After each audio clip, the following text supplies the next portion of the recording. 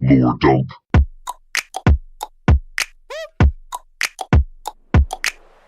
Hello and welcome to Lore Dump, the show where we take someone who hasn't experienced a game or game franchise and walk them through the full story. The reason why we're giggling is very simple. Is because we just tried to do the intro a minute ago and all of us started giggling because we are all adult juiced. And we have just finished Kingdom Hearts Remind DLC. The most chaotic. Sorry. You are joined by Jason Neil. My name is Monty ZANDER. I'm joined by Neil. Hello. And Chase. Hi. We have just had, if you've not listened to it yet, I haven't listened to it back, but presumably the most chaotic episodes of Lore Dump history with Kingdom Hearts Remind. Remind. Pardon. Please, God. Recall in mind. We're about to cover Melody of Memory. Chase will explain all about that in a moment. I would just like to announce here, the rest of the episode will all be done in song form. So if we can all start warming up, that would be great. Me. Well, we know from previous episodes, Chase, you have a beautiful singing voice. Thank you. Thank you. I try. Oh, lovely. I know. So a couple of things on this. Number one is just a very quick 1-2 sentence tops recap. So Kingdom Hearts 3 Remind DLC is Sora's a ghost and he time travels back. he's been a ghost. He goes through all the specific hearts and then at the end realizes he didn't have to do that. It's and then he meets up with Kairi and he reunites all the crystals that Kairi turned into. Kairi didn't die. A crystal. She Yeah, turned into several several crystals. And then she turns to a crystal, and then because of the power of hearts and friendship, he is in space. And then he reunites all of the locks. And then basically what happens is we finish Kingdom Hearts 3. All we need to know is that Sora goes back in time to the last third of Kingdom Hearts 3. He jumps through people as a ghost. He saves Kairi. Kairi's brought to life, and as a result, Sora gets transported. Zora. He's very focused on. During the interim between these episodes, I showed them the Yo-Zora fight, as well as that full ending. I'm trying to simplify it. Got it on the brain. He jumps into the final world. Kairi's brought back to life, and Sora gets banished to somewhere else where there is an anime boy who is called Yo-Zora, and he's like, "Your name's not Sora," to the real Sora. And Yo-Zora says, "I'm not supposed to. I don't normally look like this. I'm not Why are supposed to be you here." saying that you're Sora? And we I don't am know why. Sora. I've been sent here to save someone called Sora, so I'm going to fight you to the death." And then they're on the rooftop in Quadratum. The sort of Tokyo stand-in, and then the canon ending is that Sora beats Yo-Zora, and Yo-Zora says, "Oh, I guess my powers aren't needed yet," and disappears and wakes up in a car in Final Fantasy or something. Along with Nomura's dreams of Final Fantasy Versus 13 ever.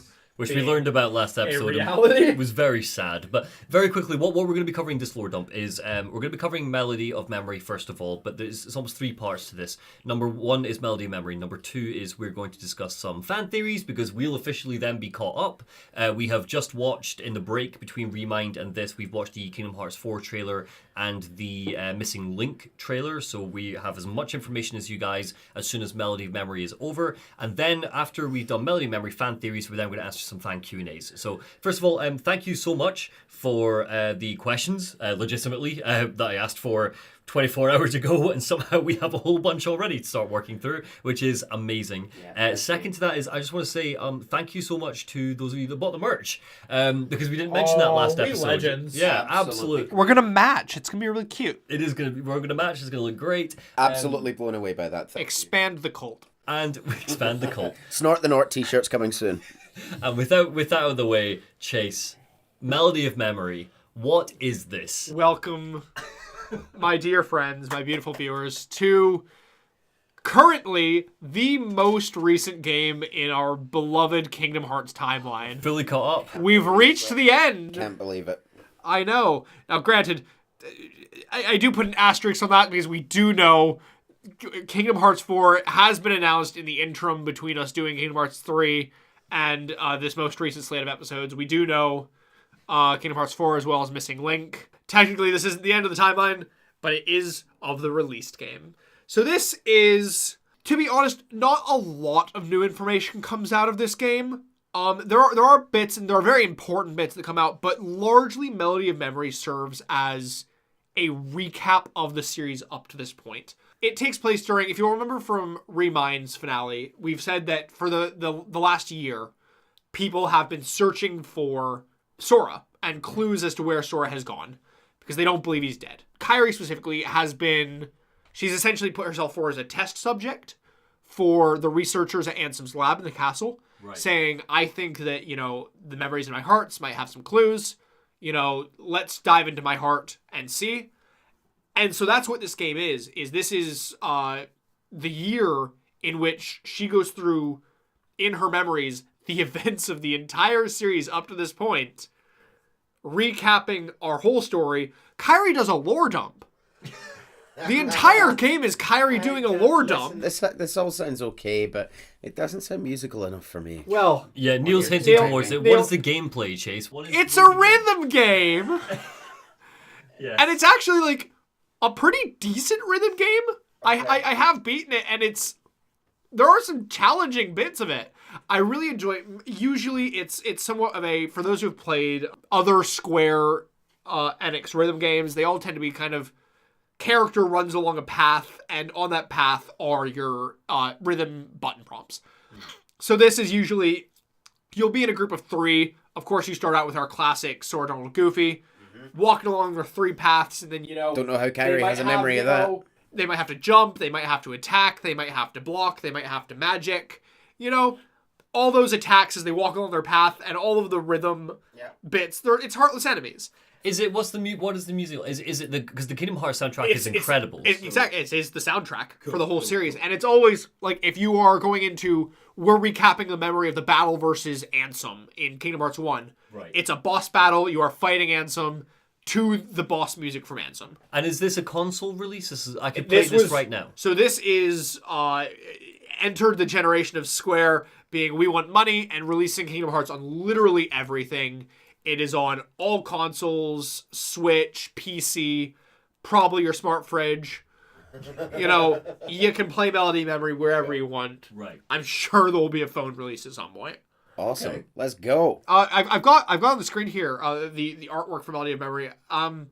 This isn't important, but I like minor artistic details. Is there anything cool / weird about this art to you guys? Riku and Mickey are together. Boyfriends!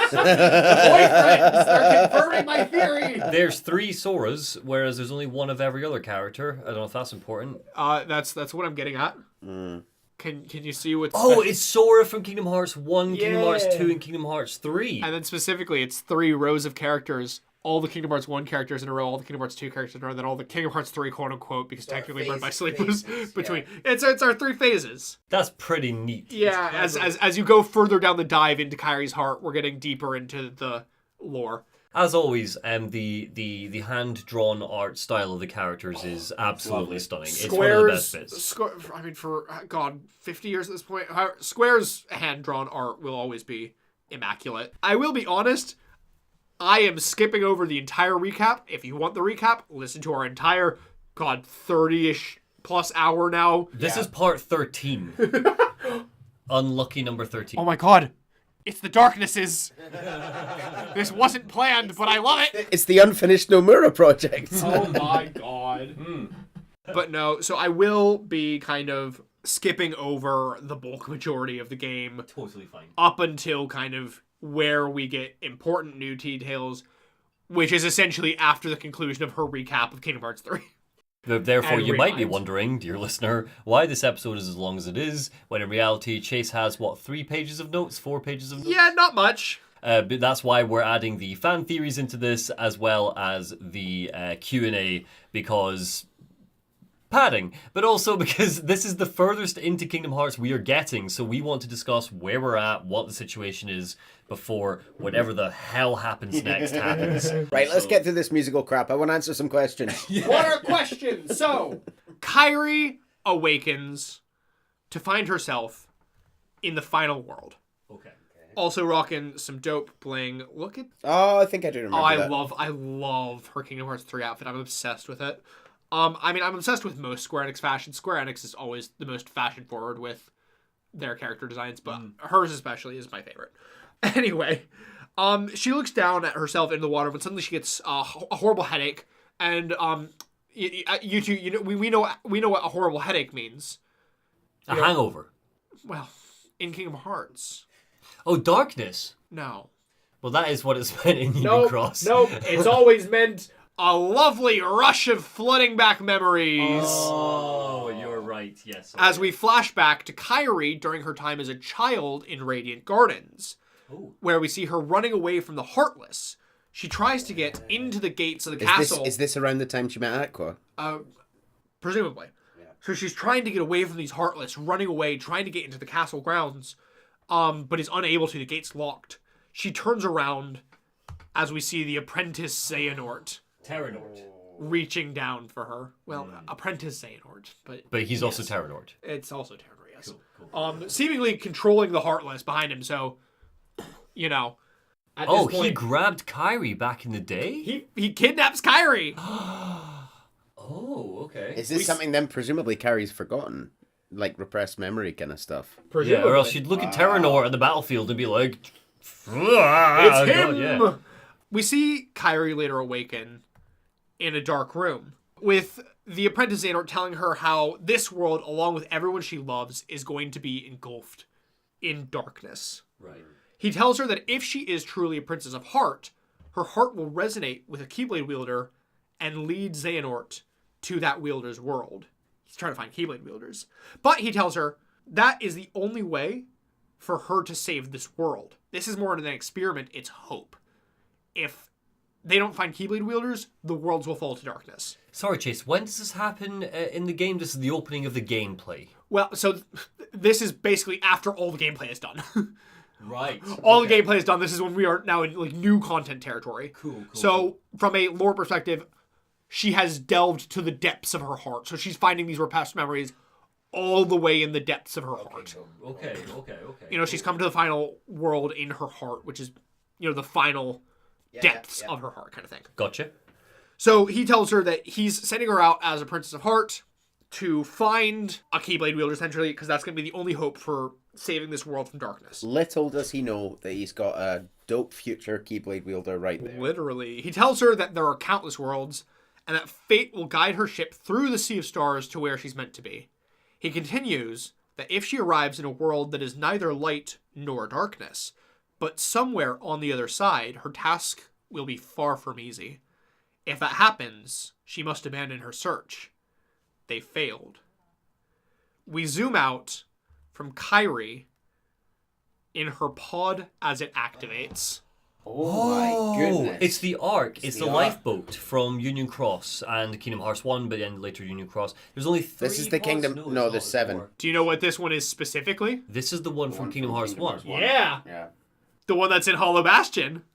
Oh my How god. does this end up in the world that never was, or the whatever it's called? Because of, The end of the world. because assumedly that's Hollow Bastion falling apart. Oh. Oh, okay.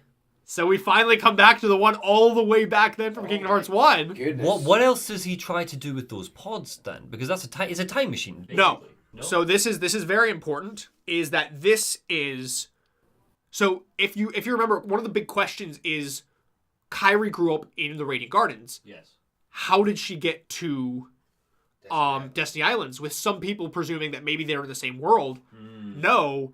Xehanort sent her out in a lifeboat, and then through a combination of the powers of a Princess of Heart resonating with Keyblade Wielder, combined with Aqua's spell that she would find the people who protect her, she ended up landing with Sora and Riku. So presumably then, just so I understand this a bit more then, so the Kairi's lifeboat, the one that she's in the pod that she's in right now, presumably there's a version of that just like floating in the sea in Destiny Islands. It's far to sea, they never found it, but there's one of those is in Destiny Islands. Wow, okay. Also, we can kind of assume, just based on it all, that this is a complete pod.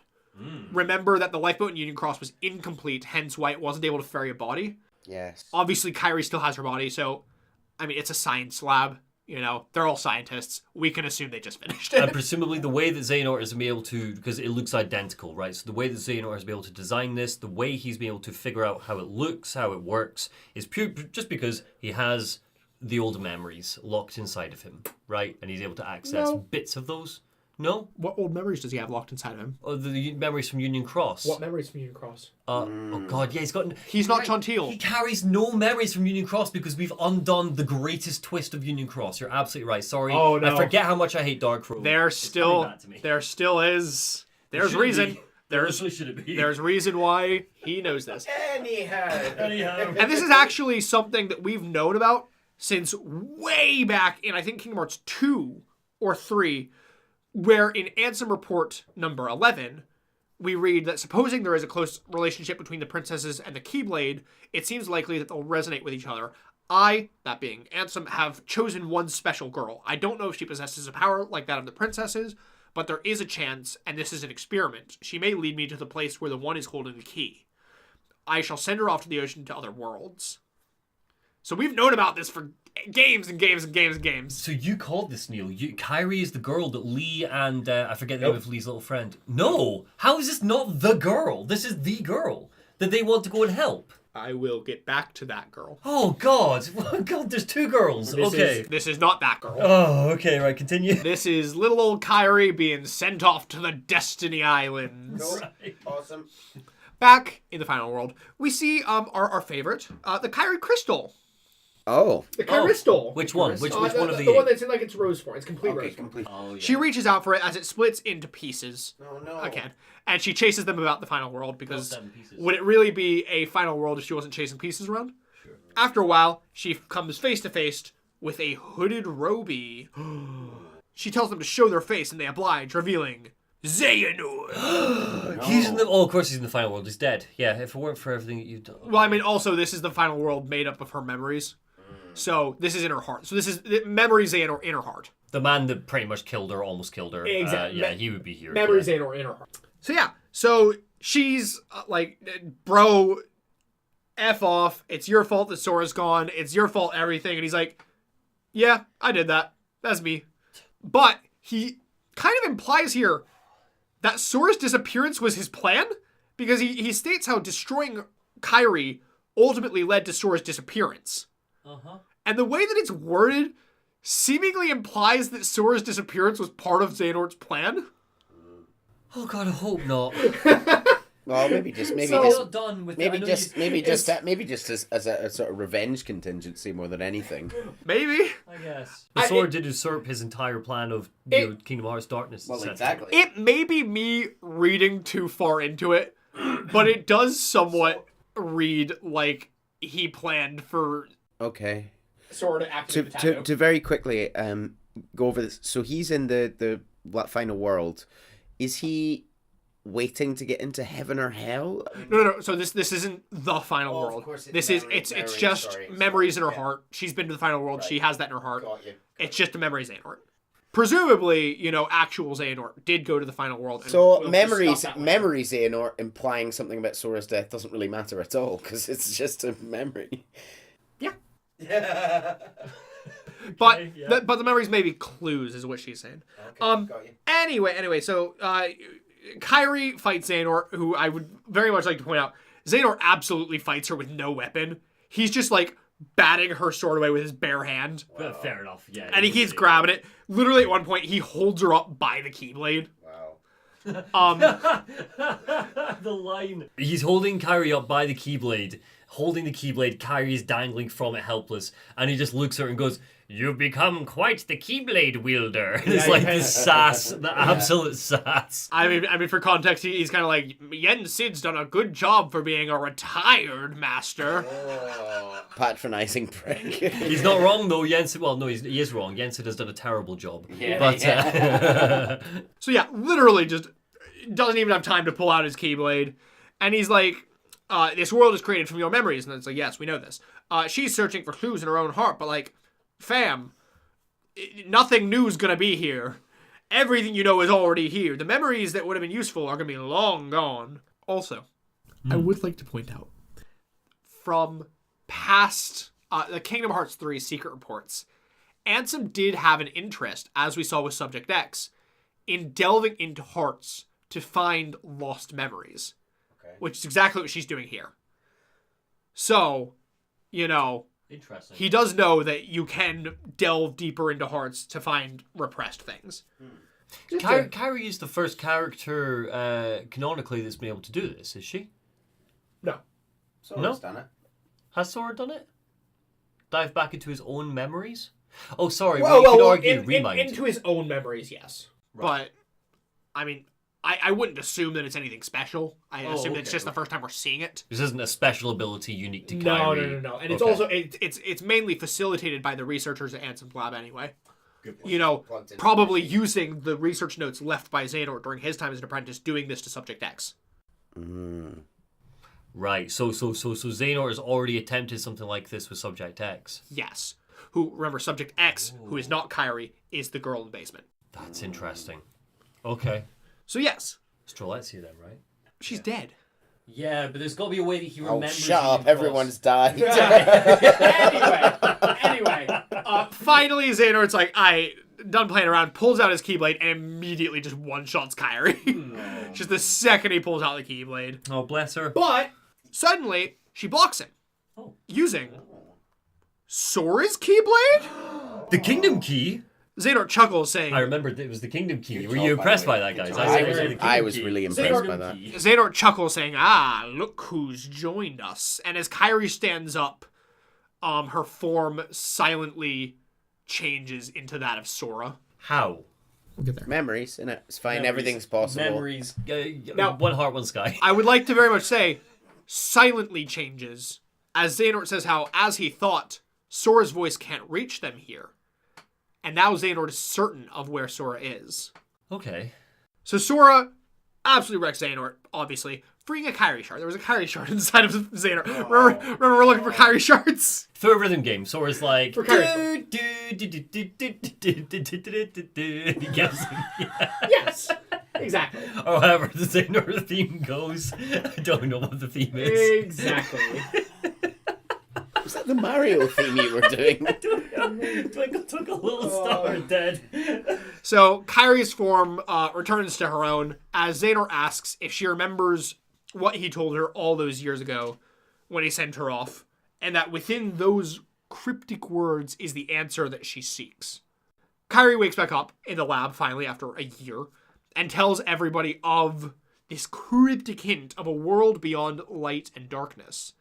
Ansem the Wise ponders, saying how the other side of our world, of reality, unreality? A fictional world. Unreality. And it's very important to note, this fictional world wording is the exact same wording, of course, that the Master of Masters used during his final conversation with Darkness back in Union Cross, when he was saying where he was going was to a world beyond light and darkness that not even he could conceive a fictional world. Okay. So they're now questioning, is Sora in the same fictional world as the Master of Masters? Unfortunately, though, he says that such mysteries are beyond their comprehension, and Kyrie's like, we should ask Mickey and Yensid. Oh, yeah, Mickey's got all the answers. Yeah. And suddenly Riku appears, and he's like, yo, you're awake. Also, is there any news? And presumably this is immediately after the final scene of Remind. Because he's like, I've just found out some news about Sora. And the fairy godmother is also there. So that she can connect the Kyrie and Riku pieces. She tells them that in order to find Sora, they need 3 keys. 3 keys. Why? They need Riku, specifically his dreams, from where they learn about the tall building city. Kyrie, specifically her memories, from which they learned about the world beyond light and darkness. But we're not gonna talk about the third one though, because first we're getting a recap from good old Ansem the Wise. No, we don't. Okay. Of the I realms. thought we were almost done. The realms. As you remember, there's 3 realms. There's light, darkness, and there's between. But there's also the data realm, the hologram Yeah, realm, yeah. the dream realm. These are all places that you can travel. Where's the road to dawn again? These are all places that you can travel because they are on our side, which also includes, of course, the worlds of memory, data, and dreams. Okay. So those 6 places, our side. Those 6 places form these 3 places. Okay. Yes. Yes. Ergo, the other side, from which voice cannot reach, is the fictional world. Right. So there's no memory, data, dreams, light, darkness, yada yada. None of that is over on the other side. Why are they using the... I understand from a meta perspective, but in universe, do they think it's called the fictional world? That was my question. Because it goes beyond what they can conceive as their reality. But how? It's still a weird word for it. They live in a universe of holograms, data realms, dreams, Magic. Because it doesn't match anything that they know in the real world. Because fictional it implies that somebody created it. Yeah, someone wrote it. It's So the wrong not term the for Master it. of Masters. No, it's not. Well, I understand from our perspective it might be, but I don't understand why, like, the fairy godmother and stuff would assume that it's a made-up story that's been written. It also, because I'm hoping that's not what you're building to, Chase, which is that the Master of Masters created this fictional world, because if that's the case, it is simply part of these other fictional worlds that the Master of Masters came up with. Well, no, because the other ones aren't fictional worlds. They're all reality. So this is all reality. This world Right. seemingly doesn't belong in their reality. So if it is unreality, they're just calling unreality fiction. Okay. Okay. So it's Master Masters- unreality. It's not part of reality, and because it's not real, it must be fiction. Got you. With fiction being the opposite of real. Okay. Well, Not as in fiction being. We'll allow it. Not as in the definition of fiction being a created world by somebody. As the arbiters of Kingdom Hearts lore from this point onwards, we accept that. With a raised eyebrow. As the judges of canon, yes, we decide. we decide what canon is from now on. Anyway, Kyrie's like, well, yeah, so there's a fictional world probably, and that's what I wanted to ask Mickey and Jensen about. But Fairy Godmother's like, they're useless. Don't worry about them. We don't care about them. Right. Nobody likes them. And she's like, also, you guys forgot about the third key. You know, you interrupted me before you let me talk about the third key. Oh, I'm so sorry. I know. And she's like, there's a person with a very strong will and a precious dream. And Riku's like, who's that? And Fairy Godmother's like, I'll introduce you. I know him. Good pals. Great. All right. Besties. Who is it? She takes Kairi and Riku to the real final world. So they're wandering around. We can just go there now at any point, can we? Just purgatory, I guess.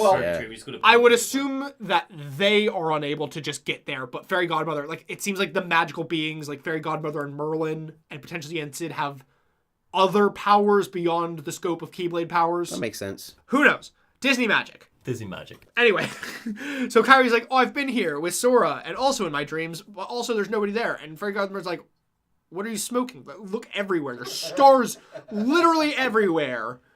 Like, what do you mean there's nobody here? And Kairi's like, oh, okay, sure.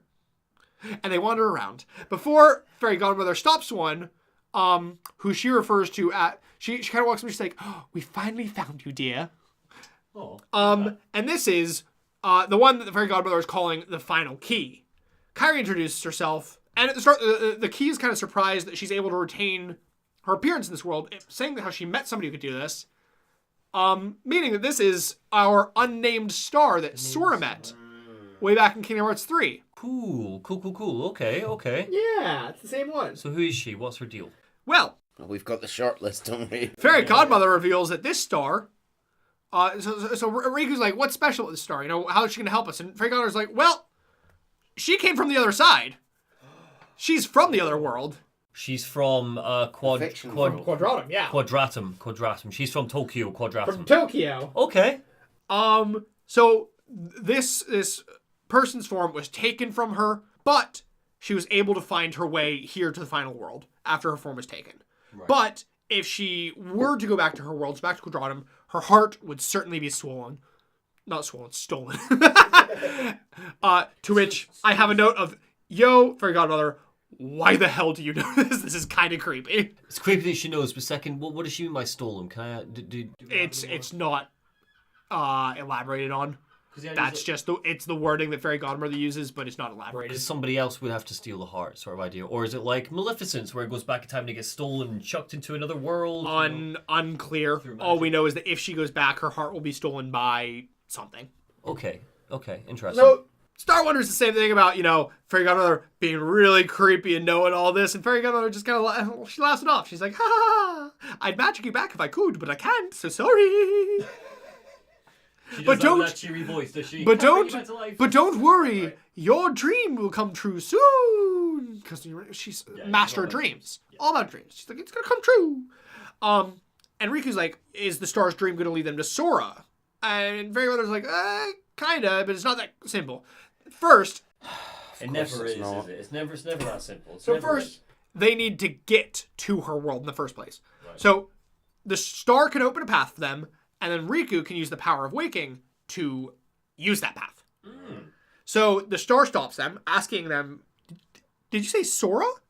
And she's like, "Oh my gosh, I met Sora. Is he okay?" And they're like, "Ha, no, he's gone. Dead, possibly? Also, do you know of a city with tall buildings?" And then she's like, "Quadratum?" Which now is the first and only time that we've ever learned this name. Okay, so Quadratum. Is this Strelitzia though? Because spoilers, we looked at the Kingdom Hearts 4 trailer, and it appears that Strelitzia might sort of be there when. Just to immediately dash that theory, Fairy Godmother just said that if she goes back to her world, her heart's going to get stolen. Yeah. So, Okay. assumedly, no. Unless Strelitzia somehow came to Union Cross from Quadratum. We don't know So- how long Quadratum's existed. I'd say the biggest thing to remember is that the star said how they were searching for somebody when Sora met them. Right. Which, of course, made everybody think, oh, it's Strelitzia, looking for Lorium. Obviously, no duh. We didn't hear the name. However, what did we hear Sora say in the finale of Remind? He said many things. That he'd heard of Yazora's name from somebody who was looking for him. Oh, so it's a loved one of Yazora. Yeah. Okay. Who is also from the other side. That makes sense. We Yeah. need to start teasing stuff for Kingdom Hearts 4, right? Or else we're going with just a complete blank slate. Cool. Okay. Yeah, so this is somebody from the other side, somebody assumedly very close to Yazora. And this is why I think that the Yazora thing goes beyond meta commentary from the last game, and that it will probably play a plot point, because we've clearly got more than one character. It also does. So it means then that Strelitzia. Well, we'll get to Kingdom Hearts 4 trailer in a bit, but Strelitzia being in the Kingdom Hearts 4 trailer is a completely new concept. Yes. Nobody anticipated this. This does not make sense as far as we're concerned. Exactly. Wow. Okay. Sorry. Continue. This is interesting. Yeah. So, yeah. So she's like, oh my gosh, Quadratum. That's it has more skyscrapers than anywhere else I know. And presumably Riku goes, what's a skyscraper? Yeah. But yeah, having a destination in mind, they're like, will you help? And she's like, I'm all game for helping Sore Boy. And Riku's like, thanks. I'm going to shoot you with my sword now. So she's now the gateway to Quadratum. Yeah, so he shoots her with a sword, turning her into a portal over to Quadratum. Great. Yeah. Fairy Godmother's like, dope, cool, I done my job. Outie, Riku, up to you. Now, Kairi tries to go with him, but of course, Riku's like, no, Keyblade Masters only. And she's like, oh, I need to get stronger. And then I'll be next to you and Sora. So hopefully she'll finally be given plot in the next game. Oh god, just let her go. Just let her become stronger, man. Nomura. Just like she's been through a It's like Keyblade you keep War. hamstringing her. It's like Yeah. She spent a whole time in the time cube training with Axel. Just say she got strong enough in there. I heard It's why keep relegating her to the sidelines. This is a shit. very frustrating. So she resigns herself to being the messenger to tell everybody else what happened, and Riku portals off. Right. In the words of Master Yensid, Kairi, get good. Did you say Master Yensid? No, boo, no! Master Yensid, we're back at his tower! No, what's he doing? What's Jensen saying? We're at our Wizzy Boys tower! I'm useless, Sora. Kairi is meeting with him, Mickey, and Dooble. Oh, screw this guy. Mickey is all worried about his boyfriend going alone, and he's like, I need to go after him. Mickey immediately tries to rush out the room to be like, my boyfriend. And Donald Goofy tackle him and are like, no, stop that, or I'll take your key. Yes. Jensen's like, Kairi, that info, that definitely, like, it was definitely Apprentice Xehanort who told you about this dark world. Mm-hmm. Oh, geez. Well, that means that clearly Xehanort's known about this fictional world for ages and ages and ages, like, since he was a child, presumably. Okay. And we can't really ask him about it because, he's dead. So Well, we just go to the final world because that's where people end up when they die, and, we can just go to the final world at any time now. Well, that's a passing through point. Remember, they don't stay. Presumably already. So he's down in hell, basically. We can't go to hell. Well, he went off to heaven with Ericus. Remember, Ericus ferried him to heaven. Oh, you're right. Yeah, despite all the evil he did, he just went off into... I don't think that this game has a concept of They went to Kingdom Hearts. It doesn't strike me as very Judeo-Christian. You're absolutely right. Yeah, that's totally fair. That's totally fair. You have Kingdom Hearts and the Greek underworld, and that is it. And that's it.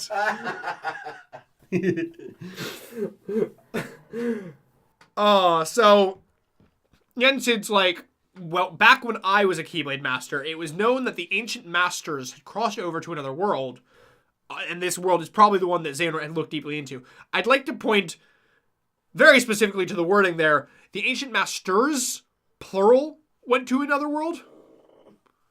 Not just the master of masters. So the foretellers went to the... We'll talk about theories when we get to it. Sorry, continue, Chase. Yeah, that is the implication, yes, but we will come back to that. Yeah. He's like, gotta update everybody telling for Sora. Tell him, search is off. We found him. That sounds like peon work. Donald Goofy snap to it. He then tells Kairi, we're gonna go to Hades! No, we said he's in Quadratum. We're gonna go to Hades! You already did that, though. He's in Quadratum! You already did that. So, you'll do anything to get them out of your Hercules will know where he is! No, we know where he is! And someone just leaned in and went, shh, let them go, let them go, let them go. So yeah, you guys go tell everybody else, search is off, we found Sora. And then he's like, Kairi, resume training, and she's like, not with you, crusty old man. No. I'm training with Aqua now. And he's like, yeah. And he's like, oh, fine, gosh. Guess she's better than me then. Yeah, Aqua will be like, right, forget everything Yensid told you. Forget everything that crusty old bitch told you, I'm here. This is how you Keyblade Masters do it. We're starting over! So Yensid tasks Mickey with investigating the new world and how it relates to the ancient Keyblade Masters. Mickey's like, how? And Yensid tells him that he will begin in the world of Scala ad Caelum. Finally confirming to us all that it is in fact not destroyed and you can still go there. Presumably it's just abandoned. So just very dusty. So that's my question. Yensid is sending Mickey to Scala ad Caelum to train. No. The only one training is Kairi with Aqua. Right. Mickey needs to go investigate this new world beyond light and darkness. And he's saying Scala, with its connection to the Ancient Masters, is probably the best place to start. Credits roll! Oh! Wow. Credits roll! What's the post-credit scene? That's it! We're done! There's no post-credit scene? We're up to date! You're joking! We're up to date! I'm actually... I know, wait, hold on. loss. Are you sure? I'm... No more. No post-credit scene? Scroll to the bottom, we're done! This is the first Kingdom Hearts game in a while that hasn't had a post-credit scene. The mobile games have post-credit scenes. No more slides. That's... Last slide. Oh, okay. Chase, I can't thank you enough for taking us through this. Yeah. How many hours later? I mean, I think we've put out 20 to 25 hours of content on this. Minimum. Which means that maybe 30, which means recording-wise, like add on however much we cut out every episode. Now, I fully expect you two to be good little Keyblade Masters and have enough lore that you can go off and explain it to your partners. And let our hearts be our guiding key. So, Chase, what you've put on screen here is an oath to return Kingdom Hearts. Which is the final thing we see. That's it. So it fades to black, this comes up, and then credits roll, and that's all we know. I mean, it's like, every Kingdom Hearts game ends with blah, blah, blah, blah, blah, Kingdom Hearts. So, Oath to Return is the last thing we see. I think it's also actually the last thing we see at Remind. Okay. If I remember right. So whose oath is that, is my question. Presumably Sora's. It could be Nomura's, it could be Sora's, it could be... James Bond will be back. It could be Riku's, it could be the Master of Masters, it could be the Foretellers, it could be anybody's. Like, the next game is going to be all about attempted returns. We have finished Phase 1, this part of Phase 2. We answered all the mysteries and questions that we wanted to, and have a million more now. Oh, a million billion more plot threads, and we're gonna very shortly start talking about some of those fan theories, and like Monty said, answer some of the questions that some of the lovely viewers and listeners have sent in. Yeah, let's get on with it. So this is the part of the episode where we're going to start discussing just general theories. Chase might have some questions for us, but one of the things I want to do is I want to lead with some theories that we've had from you, brilliant people who have dropped some comments to us below and chucked in some of your own fan theories. We definitely will not be able to get through all of them. No. We are currently on a little bit of a tight time limit, so we're going to try and work through as many of these as we can. So I have a question here, Yes. gentlemen, which is a very, very, it's not really a question, it's more of a comment, which we've had from many people on the Dark Road video. And we're not talking 2 or 3, we're talking easily about 10 or 20. People commenting Have we really? about people seem to be very upset about the running joke that Neil and I have established and you've bought into, Chase, I know what this will be. around how the Disney worlds work. Have you got one of those comments to read out? I do actually, yeah. So Thank you for sending these in, honestly. 100%. As much as we're gonna, we're being teasing and silly, I just want to say a massive thank you to. So this comment is from the Hat Man. The Hat Man. First of all, thank you so much for sending in the comment. This is legitimately awesome. I never believed that we would get to a point where someone would actually, think about the things that we're saying enough to actually write down their thoughts on it. So thank you so much. You are not alone in thinking this, and it's why we're going to address it here. So the question reads this. It seems like a lot of their questions revolve around the rewinding of the VHS tapes, the world's resetting, despite the fact that I don't think that's ever been something that Kingdom Hearts has said happens. And at this point, I'm not sure if it's a joke or not. That being said, I still enjoyed both of these videos, and I'm excited for the Remind and Melody and Memory videos. Well, Hatman, I really hope that these live up to your expectations. Absolutely. Listen, starting off, yes, Hatman. At no point is it explicitly stated that this is the case. It may have started as a running joke. It has become our headcanon. We've had a little chat about why we think it does make sense as opposed to some of the other explanations that other fans have sent in for what they think is actually happening. The one we tend to get most is time runs slower in the Disney worlds. Mm-hmm. There is some sort of time dilation, and the movies are playing out all one movie, Aladdin, whatever's happening, very, very slowly relative to our characters' experience in whatever world they might be in. We don't think that makes any more sense than the rewinding the worlds. 100%. So for full context, right, peek behind the curtain, but Neil and I went out for a pint last night, separate from Chase. And we fucking rude. Wow. Sorry, yeah, you were working. Where's my invite? And we over the course of 2 full pints of adult juice, we ranted at each other trying to figure out how the time dilation works. Just trying to imagine everybody else in this pub just like walking past. Yeah, 100%. You did. And what I would like to say is number one. So the time dilation is stupid. It is. I'm sorry. I know it is canon. I understand that it is established very clearly that as far as the rules work is that the Disney worlds work slower. That is stupid. Why? It is for many reasons. We could go on for the next 2 hours, but very quickly. Number one, we could use an obvious example. Chase, how long is there in the Kingdom Hearts universe between Dark Road and the beginning of Kingdom Hearts 1, give or take? I know you don't. Roughly 70-ish to 80-ish years. Okay. It's 78 total years if you want the exact, but we'll get to that later. I love the fact you have the number. Let me run that down then to 50 just so we can all follow along. Okay. All right, let's say for argument's sake it's 50 years. So, Aladdin Agrabah opens in the Dark Road and you have Jafar and he's like, oh my goodness, I've just learned about the Cave of Wonders. There's a magic lamp. I need the magic lamp. I'm going to take over the Sultan, which is the beginning of Aladdin. Jafar's like, I'm going to get the lamp and take over Agrabah. Look at me go. Here's my scheme. And then about a week passes in Aladdin time, give or take, if you're following the film. And then he goes to Aladdin. He's like, Aladdin, you're my diamond in the rough. And you're going to go into the Cave of Wonders. Look at you go. There you go, right? In Kingdom Hearts universe, that is 50 years. Yeah. That's 50 years. What's your point? Because then we get into real dangerous territory of how the timeline works, because it becomes a bit of a disaster when you reach Kingdom Hearts 1, which is Kingdom Hearts 1 is Sora goes to Aladdin, Aladdin goes in the Cave of Wonders, Sora helps Aladdin in the Cave of Wonders. How do we know it's a week? And the flip side of well, because it's a week by movie standards. How do we know that? Well, we just know that it takes Jafar about a week to figure out, here's my plan and here's Aladdin. Because we know Aladdin Just as a legitimate question, because frankly, I don't actually know the Disney movies that well. Well, That's let's fine. look at Let's look at Beast's Castle then. Well, That's we'll the real come back to issue. it because that's, oh my that's- god, Man's that's Castle. Man's is Castle is a That's disaster. a slightly different issue. Yeah. If we look at because that's less about that is about the time dilation, but more about the order of events. The order of events. But yeah. if we stay on the time dilation thing for a minute, if we are to take the assumption that a Disney world is running at a slower time relatively, Yes. and while you are in that Disney world, the world you came from, or whatever you want to call it, the real world, is moving much quicker relatively.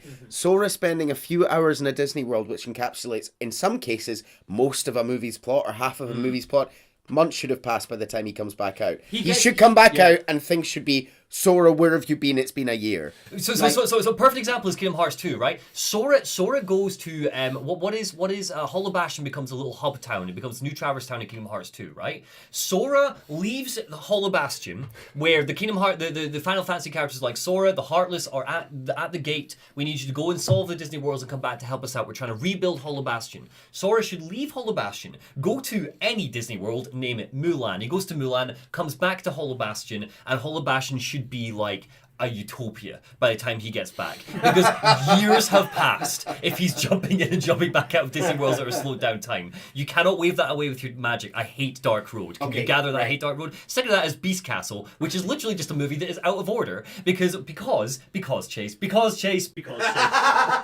So mad about the Disney world still. Kingdom Hearts 1. Kingdom Hearts 1, we get to the end of Kingdom Hearts 1, and Sora goes to Hollow Bastion. He's about to fight Maleficent. He has the moment where Riku's there, and he steals Sora's Keyblade. Beast is there. Beast is there because he believes. No, this is a beast that, within the logic of the movie, is just before the end of the movie, presumably, because it's a beast that's realised he loves her, and he's going to go and fight for her and win her back. So it's towards the end of the movie. Yeah. That's that beast. And then in second to that, we get 358. 358 over 2 days, which takes place, I think it's like day 62 or whatever, because I looked this up, because I did, because I'm that guy. I looked this up, 62 days, so about 2 months in Kingdom Hearts universe.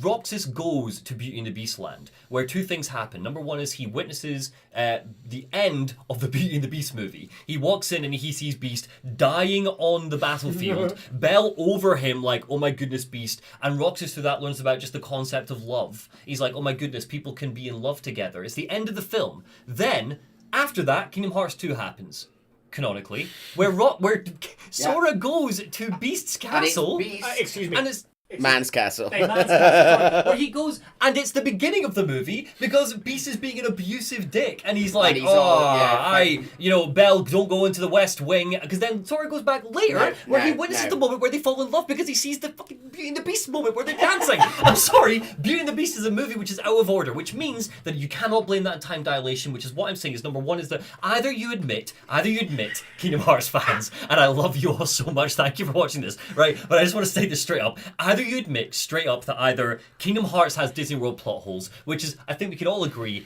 a much easier swallow, or you admit that Nomura does not understand how to write world building, in which case it's going to be one or the other. And I know which one I would personally rather. You've taken every opportunity to go for the jugular. And every time I go for it, because the explanation of Disney worlds are slower simply does not correlate to what we've learned so far. And I'm so, please comments, please correct me, please. If you can find ways to correct me, please. I feel like, but it doesn't correlate. You're both forgetting the cardinal rule though of Kingdom Hearts. That being, Disney doesn't matter. Oh no, nobody cares about Disney. Totally fair, Chase. You tell that to Dark Road, where it seems to be a pivotal plot point about the world order and all these things. But you could just as easily do that in any other world. They are using Disney as a crutch for a lesson. Disney itself does not matter. Okay, but that's not addressing the question that some of our commenters have left. Yeah, not one. So many. So many were upset about the reset. Listen. We are not saying we are right because of our. No, let me finish, please. We're not saying we're right because we've had these ideas and we've come up with our sort of justifications for it. We understand. We've gone through it as well with the rewinding theory, and sometimes we struggle to make that set make sense as well. But what we can announce on this podcast today is that the rewinding VHS tapes is canon. It is actually canon. The rat is in his robe. Yeah, in his castle. I'm really sorry. It's canon. I'm so sorry. Guys, look, when it comes down to it, and I am really, really sorry about this for those of you who have commented about it, but I'm sorry to reveal this to you, but we actually played the special edition of Union Cross, the Chonteil edition, where Chonteil sits down and the Master You know Chonteil, canonically Axel's great-great-great-grandfather. and Master Master sits him down and goes, Chonteil, let me explain to you how the Disney worlds work. Mickey's sitting there. There's a mouse in a castle far, far away. He's got a VHS. We know we don't have that much justification for this. It's just something we came up with early on. It is a that running joke. is now headcanon for us, and unless we get anything stating otherwise in the games outright, I don't see that changing. Because the time dilation does not undo the concept that the VHS tapes reset. That's all I'm saying. Is that you can have the stupid time dilation that makes no sense, and also the concept that VHS tapes reset. Both of them can exist canonically at the same time. You know, you can have an Agrabah that apparently spans 1,000,000 years, but at the end of those 1,000,000 years, it still resets, and we're going to continue with that until our dying days. Anyway, Chase, I have a second fan theory for you. Please, God, yes. So we actually have some serious fan theories. Thank you. Again, thank you so much for these. This is a question from Kevin Valentin. Hi, Kevin. Which is, so this is my question. He actually has two questions.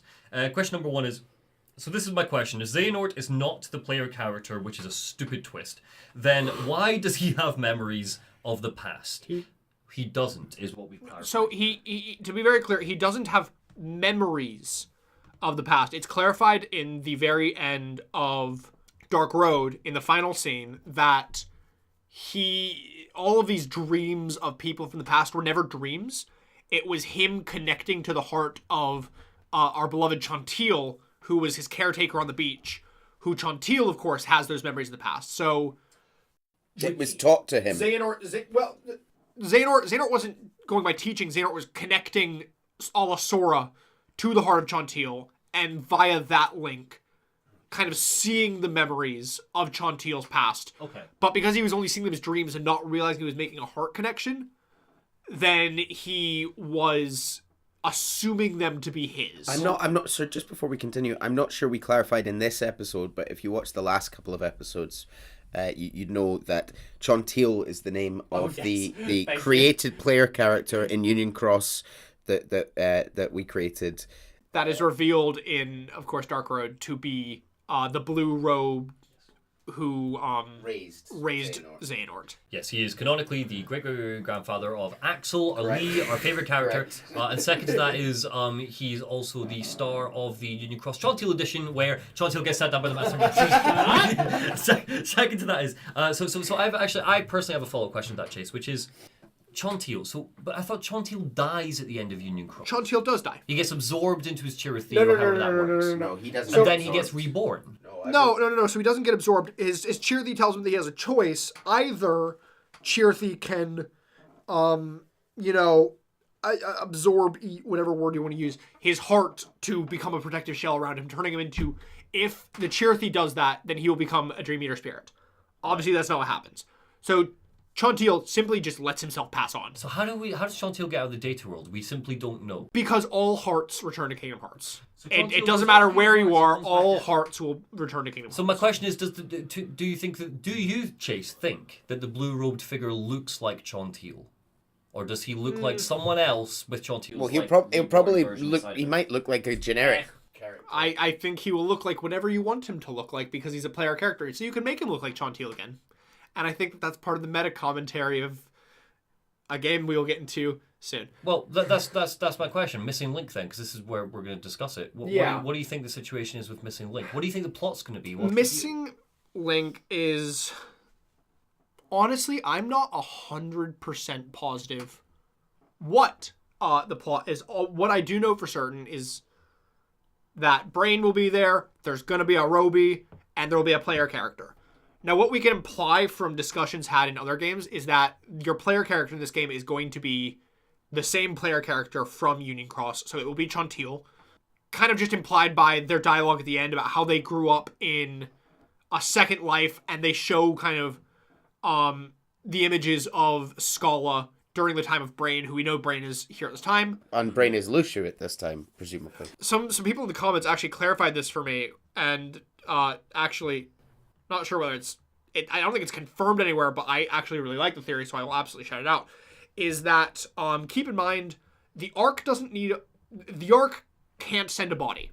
Correct, yes. So, a running theory goes that Luxu simply removed his heart, allowed for put Simply Brain's heart in the Ark, and then sent Brain forward as just a heart minus the body, leaving that empty husk to get in the past for Luxu to then inhabit. And So Luxu and then continued Brain from would the have grown past. his own body. Exactly, via the memories in his hat, which we have learned is how things work. I do think that one of the big things that, at least I'd like a big answer to, is presumably it will be the story of Chonteil joining whatever group Sigurd takes Brain into. Remember, Sigurd is the person who meets Brain when they arrive in Scotland. Oh yeah, Much later, yeah. saying- Yeah, the guy with the hood up and the hat on top. Exactly. Of the hood. Yes, Saying that they've got A group and an organization. He's taking them to our headquarters. Assumedly, we will be part of that headquarters, and then either Sigurd or Brain will be the one who ultimately tasks us with Xehanort. Assumedly, we will learn more during this time of the Chosen, the Child of Prophecy, which we kind of very lightly got introduced to, and I think that by all grasps we can say is definitely Sora, given the description. But I assume that we'll learn more about where that appears in the context of the Book of Prophecies, why he knows about the Book of Prophecies. I mean, other than the fact that assumedly Ephemer's copy still exists somewhere in Scala, which is also actually a question of when Mickey goes to Scala, will there be a Book of Prophecies lying around there? Is that still there in the current time? Oh yeah. Because we've got to get the Book of Prophecies into Sora's timeline, surely, right? Modern day, present day, because it's a big deal. So we should get it. Ephemer had one. There's a bunch of artifacts just kind of hanging around. Like obviously we know that by the time that a bunch of stuff. by the time that Master Xehanort's there, No Name is there. We do see a robed Roby, a hooded Roby, in the trailer for Missing Link that we can assume is Luxu, because I don't know who else it would be. We assume it's Luxu. Probably not in Brain's body. Assumedly there's, a gap during which, Ephemer had kids, built Scala, all that.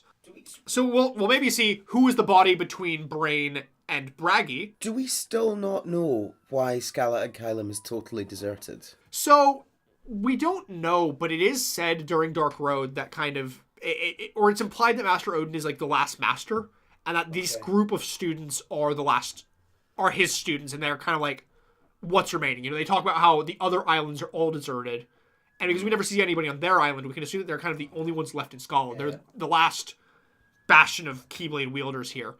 And the graveyard is massive, so we just assume that Yeah. Keyblade wielders will be set off in droves and killed. exactly as just by darkness. And obviously, Odin retires. Now, again, Odin retires. We've never heard Odin dies. I mean, very well might I think still be about. it's one of these things. He said fired. I think he said retired. I think definitely fired. Yeah. Well, I mean, but who would fire him? He's clearly the head of the school. God. This is the problem, right? Because if we get into Kingdom Hearts 4 and you've got Yensid and Odin. Oh, I'll lose it. Look, actually, I think I hate Odin more than I hate Yensid, because the concept with Odin is Yes. that Odin has actively made a choice to sit out of Kingdom Hearts 1 right through to 3. Well, Jens He's like, I'm not involved. Yeah, but Yensid showed up in the end. He's the worst, but at least he showed up and did something. Odin did. He did a nothing. Moses. He did Yeah, a he Moses, and did. he helped for a moment. He did a Odin T-pose. has refused to get involved whatsoever. Not even pass some advice on. Not even rock up and go, Xehanort, I know that guy. He was my apprentice. He was a little bit weird. Maybe this is the way to beat him. Maybe think about Ericus and his friendships in the past. And here's the story of, none of that happened. No. Sack Odin, as always. Reminder of the Sack Odin. I have a theory. I'm just going to theory? throw my theory. I'm just going to throw my theory out. Chuck it out. Which is do you think that the worlds, the Disney worlds, right, or whatever you want to call them, for Kingdom Hearts 4, and presumably you've got much more info than I do. We know that we see Endor, we see a Star Wars world. Not explicitly confirmed. Not but explicitly. Assumedly, it is Endor. Yes. Assumedly it is Endor. So we're going to get some Star Wars. We're presumably going to get maybe a little bit of Final Fantasy stuff. It would make sense maybe if we get like a glimpse into 14, with it being the massive MMO that it is. I think we're probably going to get a lot more Final Fantasy in this one. I'd love to see... Now, one of the things, and it is potentially a bit meta, that I'd love to see from Disney Worlds, I was saying this to Neil off camera a while ago, is Disney Worlds, but it's all of the live action remakes. I had this in mind earlier. I would hate this and love this. I think. Yeah, see, I've got very mixed feelings. I've also got, like, 7 Remake, it's a different Cloud. Is it, are the canonicities... Yeah. There was this clashing canonicity since obviously the plot in 7 Remake is different. So if we get a 7 Remake world, is that the same Cloud? Is this a Cloud from Unreality? This is my theory. Yeah, we've already met original Pinocchio, for example, but we've had in game we've not met Tom Hanks. Oh, sorry, just to rewind for a second there. Go back to the Disney World time dilation problem. There's a space whale. Space whale is a Disney World. So the space whale has time dilation that travels from planet to planet. It's not a whale. It's a monster that looks like a whale. Sorry, Monstro has time dilation happening inside Monstro, but is traveling from planet to planet because it's flying through space. I've just thought about something. Time dilation makes everything more complicated. I've just thought about something. Monty. Yes. That actually potentially breaks your time dilation theory, specifically with Man's Castle. Go on. Remember how we say that the worlds kind of reset after they were destroyed? Mm-hmm. What happens during Kingdom Hearts 1? Beast leaves and goes to Hollow Bastion. And what happened to his world? It was taken over by Heartless. It was destroyed. Destroyed? All the worlds were destroyed. Shattered. That's the point of Kingdom Hearts 1 is all the worlds are destroyed. It doesn't change anything though, yeah. 358 is the end of the movie, and then 2 is near the start of the 358 movie. is Beast going, Bella, I'm dying, big battle, and then at the end he's... Ignore me. I thought it was clever. Sorry, lore master. We're the clever. lore masters now. We're not. We're definitely not. So second theory thing, and then we're moving on to fan questions, is I want to talk a little bit about Quadratum. My theory is that things we know about Quadratum. Number one is that we know all the weird Yozora stuff, but I'm not going to cling to any of that right now because that's far too convoluted and far too confusing for now for me. Second is we know that the Master of Masters wants to go there. What do we know about it? It's free from light and darkness. We know that it is it's a fictional world. These are the two constants we know. These are the things that we know for sure. Master of Masters believes it's a free from light and darkness and it's fictional. So what if it is a video game world? I'm not kidding, in the sense of like Wreck-It Ralph style, as in it's not inside an arcade machine, but it's like that's how we're getting away with Star Wars because it's Star Wars games. We'll get some Marvel superheroes because it's Marvel superhero games. It's not Disney worlds like we understand them with real living, breathing people. They're all artificial digital people. They're inside the Square Enix mainframe, Are you trying to imply that it's a data world? Yes, because it's not. How do you know it's because they explicitly say during Melody of Memory that data worlds are part of our side. And that this world is on the other side. Right. How do you know it's not data worlds within that other side, though? Because that's immediately... convoluted, Chase. Well, no, but it's immediately reaching. It's immediately reaching. It is. And there's no point to that reach. But how is there no light and darkness in this world? Because it's not part of the reality. So Kingdom Hearts can't reach this world then. If no light equals no Kingdom Hearts. Well, so if you die, your heart doesn't go to Kingdom Hearts, which Yes. means that the people in Quadratum, this is the important bit, the people in Quadratum don't have hearts, is the presumption. If you die, Yozora, well maybe Yozora seems to be a bit of a misnomer, right? He's whatever. But random woman on the street gets stabbed with a keyblade, she does not have a heart to be released. So does Sora, this is my question, does Sora lose his heart when he goes to Quadratum? Assumedly not. But he loses his power. But also, we can't necessarily say that they don't have hearts, but we do know that there isn't a Kingdom Hearts. Right. So potentially hearts work differently. Maybe they're like disgusting fleshy organs that pump blood.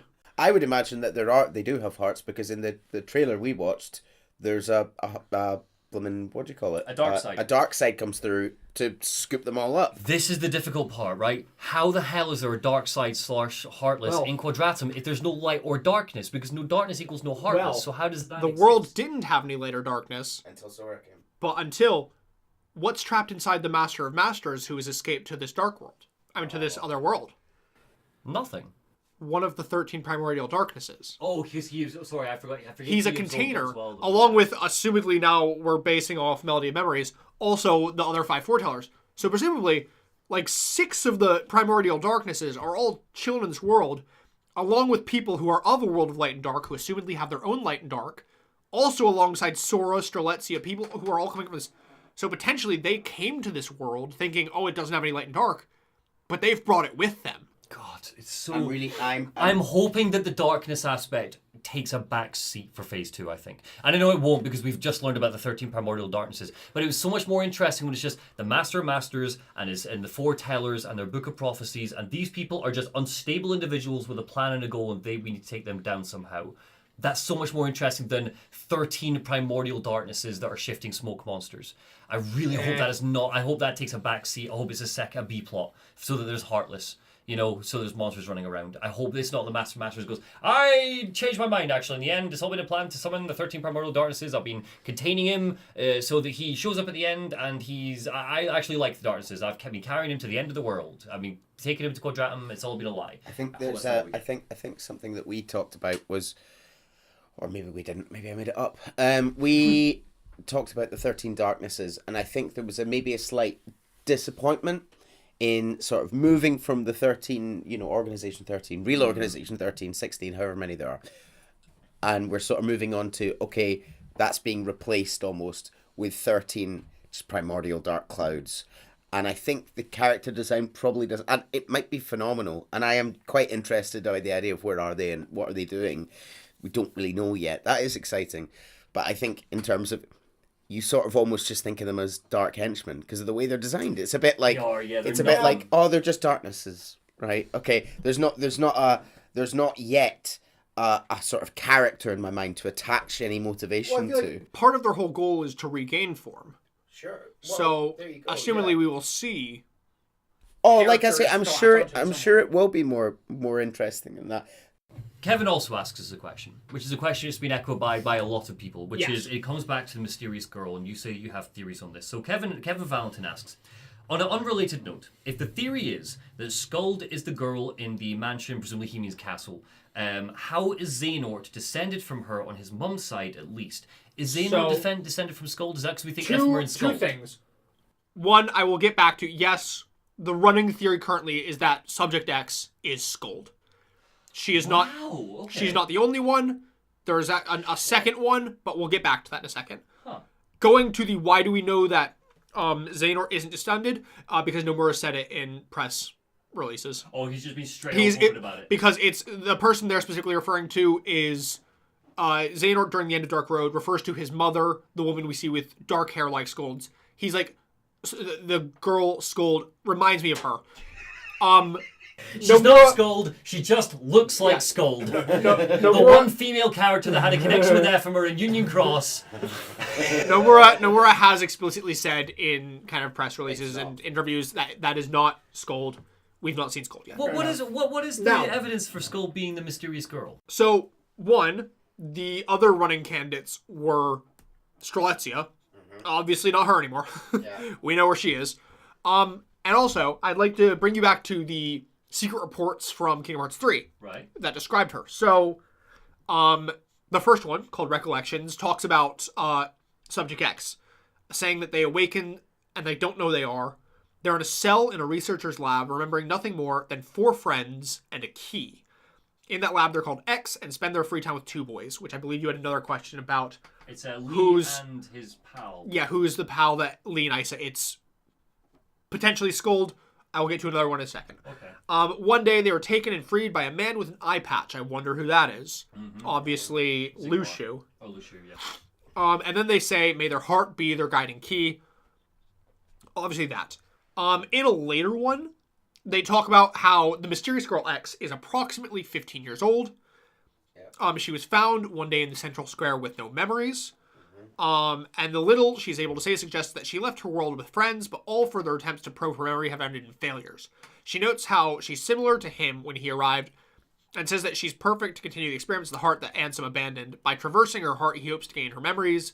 There is more. Xehanort continues. So Xehanort then goes on to probe her memories via her heart, saying how he's not able to get much, but that their conversations evoke thoughts of a bygone world out of fairy tales. With it being incredibly possible that she arrived here not from another world, but from another time. It's Ava. That is the other theory. She's the only one missing from the foretellers, but how does she get there as well? well? But also there's 4 other Union leaders, so it could be Skuld. Skuld and Ava both fit the brand. I think the big reason that people think it is Skuld over Ava is because she is the one of the 5 Union leaders who has not reappeared yet. Yeah, it's a very good point. Whereas Ava, potentially, assumedly, is over in Quadratum. Or dead. Do you think we're going to see the full gang, the full Union Cross gang, in Kingdom Hearts 4?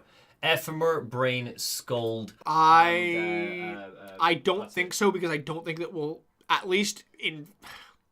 Part of me doesn't think that we will see Brain or Ephemer, because obviously they are now, timeline-wise, they've been dead for hundreds of years. They've got to somehow come into it, right? I'm sure We've they got will. to see them in the new I'm engine. sure they will. Ephemer's already snuck his way into it in 3, so... I'm sure they will, but as of right now, I don't personally think that they should, I suppose is better wording. Who do you, Chase, who do you personally, this is my last question for you, because I want to walk through some fan questions, some general fan questions. Who do you think the mysterious girl is? I think it's Gold. Okay. And you think that the unnamed star is a random, not Strelitzia, it's a random new character we haven't met yet. Well, that's just been explicitly confirmed. Like, there's no more theories about the star, because that's just been. But you don't think it's Strelitzia reborn through time shenanigans or anything like that? Okay, cool. Who do you think the Master of Masters is?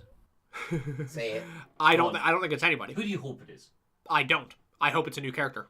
But you've been, I hope it's the you've been Master joking Masters. that it's Sora this whole time. Oh, so my shit posty brain really wants him to pull back the hood. And it's like a grizzled 80-year-old Sora. I absolutely don't think it is. I absolutely don't think it is. I think there's zero evidence to support this. Right. But I do think it would be very funny. I agree with you, though. I think we don't always need to have, which is such a sort of motif through the season, throughout the seasons. God, jeez, it's such a motif, is like people aren't always who they seem to be, and more often than not, the mystery character is related to something in the past, or someone in the past. But I think, yeah, from my perspective, there's no reason why we've already had a fair bit of characterization for the Master of Masters. Why not have them be their own thing and their own... Like, I get where people are going with the Demyx theory, but I think that Demyx is a bit of a red herring. I'm sure that there will be some connection in some way, but I can't bring myself to think that Demyx is the Master of Masters. I've got 2 more future theories we need to talk about. Hit me with it, yeah. Luxord is one.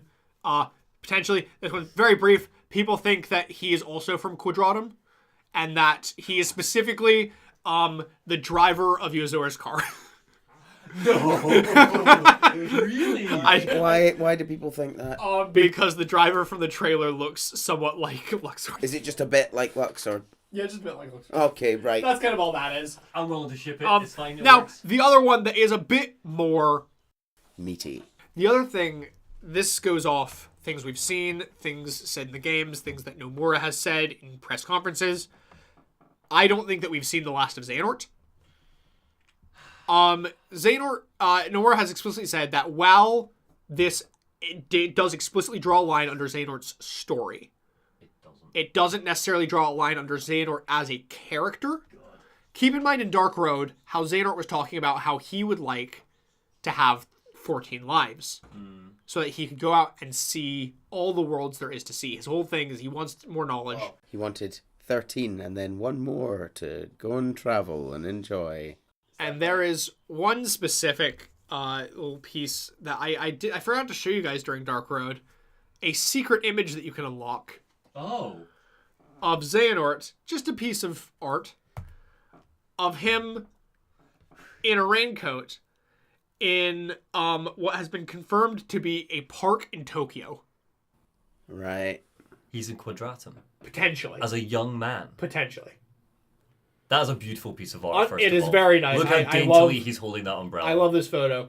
But potentially we will see Xehanort in Quadratum. This sounds like the sort of stuff that should have been set up in Dark Road. It sounds like this should have been set up in Dark Road. It was set up in Dark Road. It wasn't set up in Dark Road. He talked about how he wanted 14 lives. No, we were dealing with a bunch of Vikings and nonsense. He said, this is the interesting stuff. How did he end up in Quadratum? What's his deal? You know, as usual, hate Dark. Well, because he wanted 14 lives, and now that he's dead, he can go to Quadratum for another life. We've already established that I hope rebirth that is a thing. He is at best a cameo.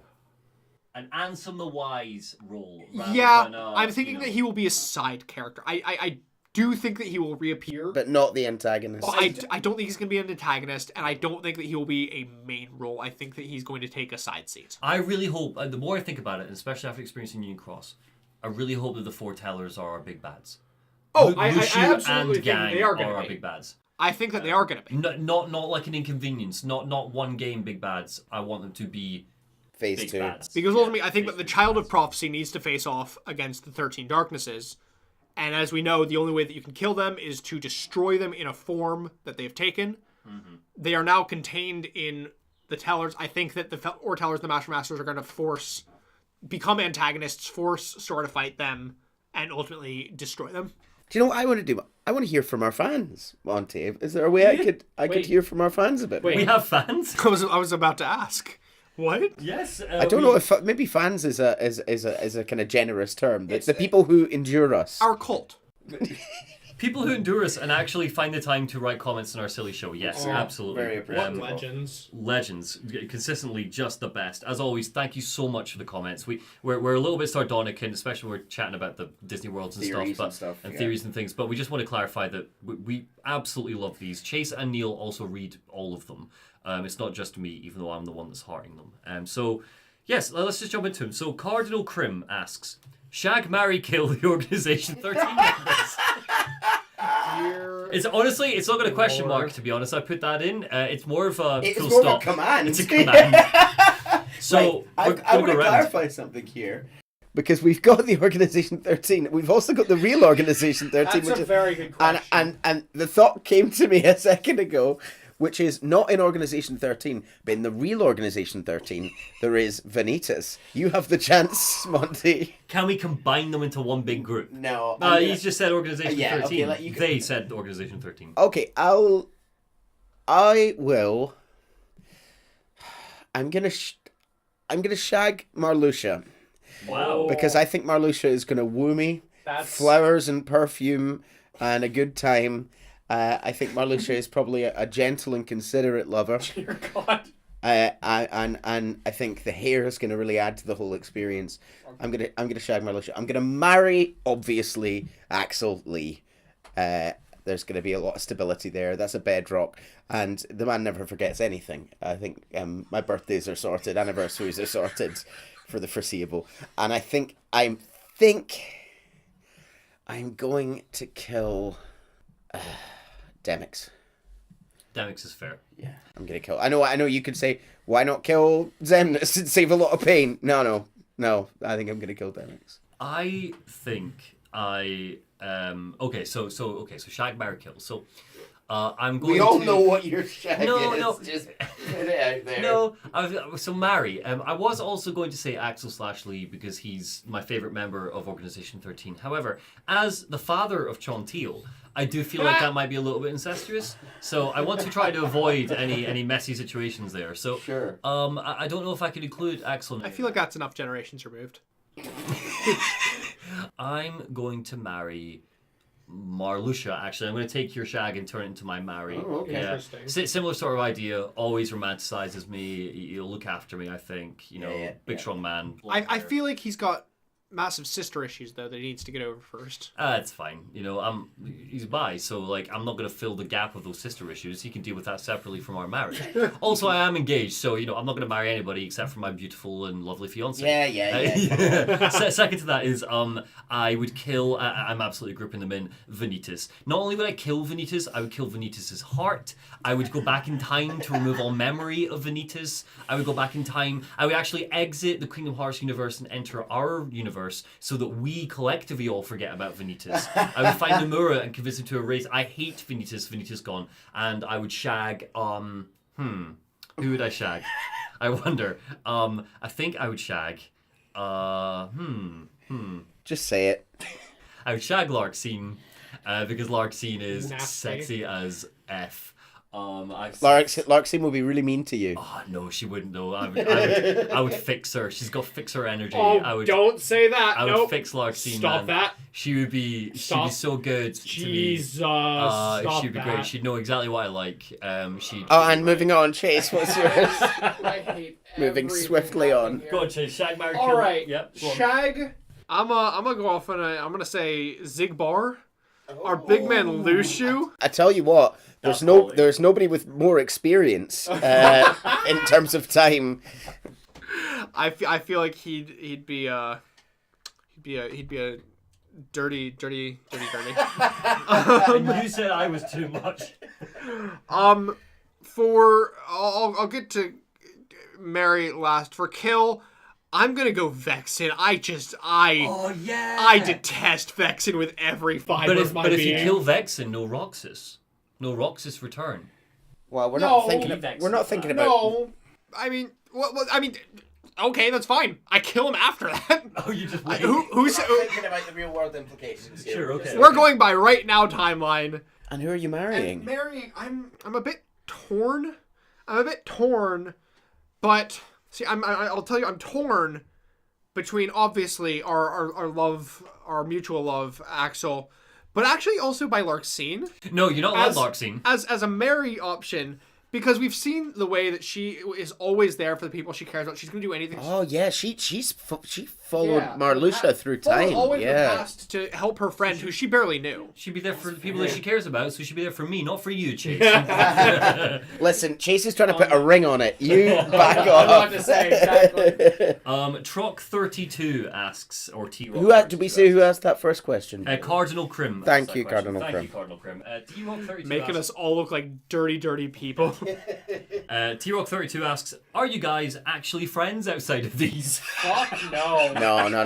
We as soon as the recording ends, I flip them both off and walk out. I actually the second that Monty messages me something always purely work related, I immedially delete the message chat. And you said you vomit as well, don't you? When I message you. Thanks, guys. Yeah, we've known each other for years and years. Yeah, a long time. Yes, we are very good friends. Again, as I do like to joke, I'm getting married next year. Both of you are in my groomsmen party. We are all best friends. We're having a grand old time outside of these. In fact, we have a better time outside of these than we do in them. I don't know what you're on about. We have a fantastic Speak time for in yourself. Neil, do you want to explain to our listeners the moment that we met? Because we met long before I met Chase. And then Chase. Oh, you want this story? Yeah, go on, and don't give any locations for obvious reasons. So we met over 10 years ago now, at the Freshers Week in the first day of university, pre-university. Freshers Week, for anyone outside the UK, is like 7 days before university starts. All the new students arrive, and the whole city or town, wherever you're in, the university, all the associated venues and stuff, all the nightclubs, all the bars, put on events aimed at freshers, all the students who are coming in. I was in I'd moved into student halls. I was with some lovely people that I'd just met that day who I was going to be living with for the next year. And we were in the queue for the sort of most popular student union bar. And it was very awkward. We were sober. We just met each other that day. We were sort of just getting to know each other, really. And two men walked past, carrying between them an almost unconscious figure, sort of carrying him Christ-like. And he was shouting and screaming about how he was playing Snap, drinking Snap better than all of them. And the two men carrying him said, "You guys can take him," and threw him into us. And that was Monty. And we got him sobered up, and we got him into the nightclub. You did get me sobered up. You got me rehearsed for for the bouncer. That's what I remember. Yeah, and that was it. And now I do this. This is the first I've heard this story, and I'm now starting to question our friendship. Xehamorph, Zeha-Morph, asks Chonteil T-shirt when?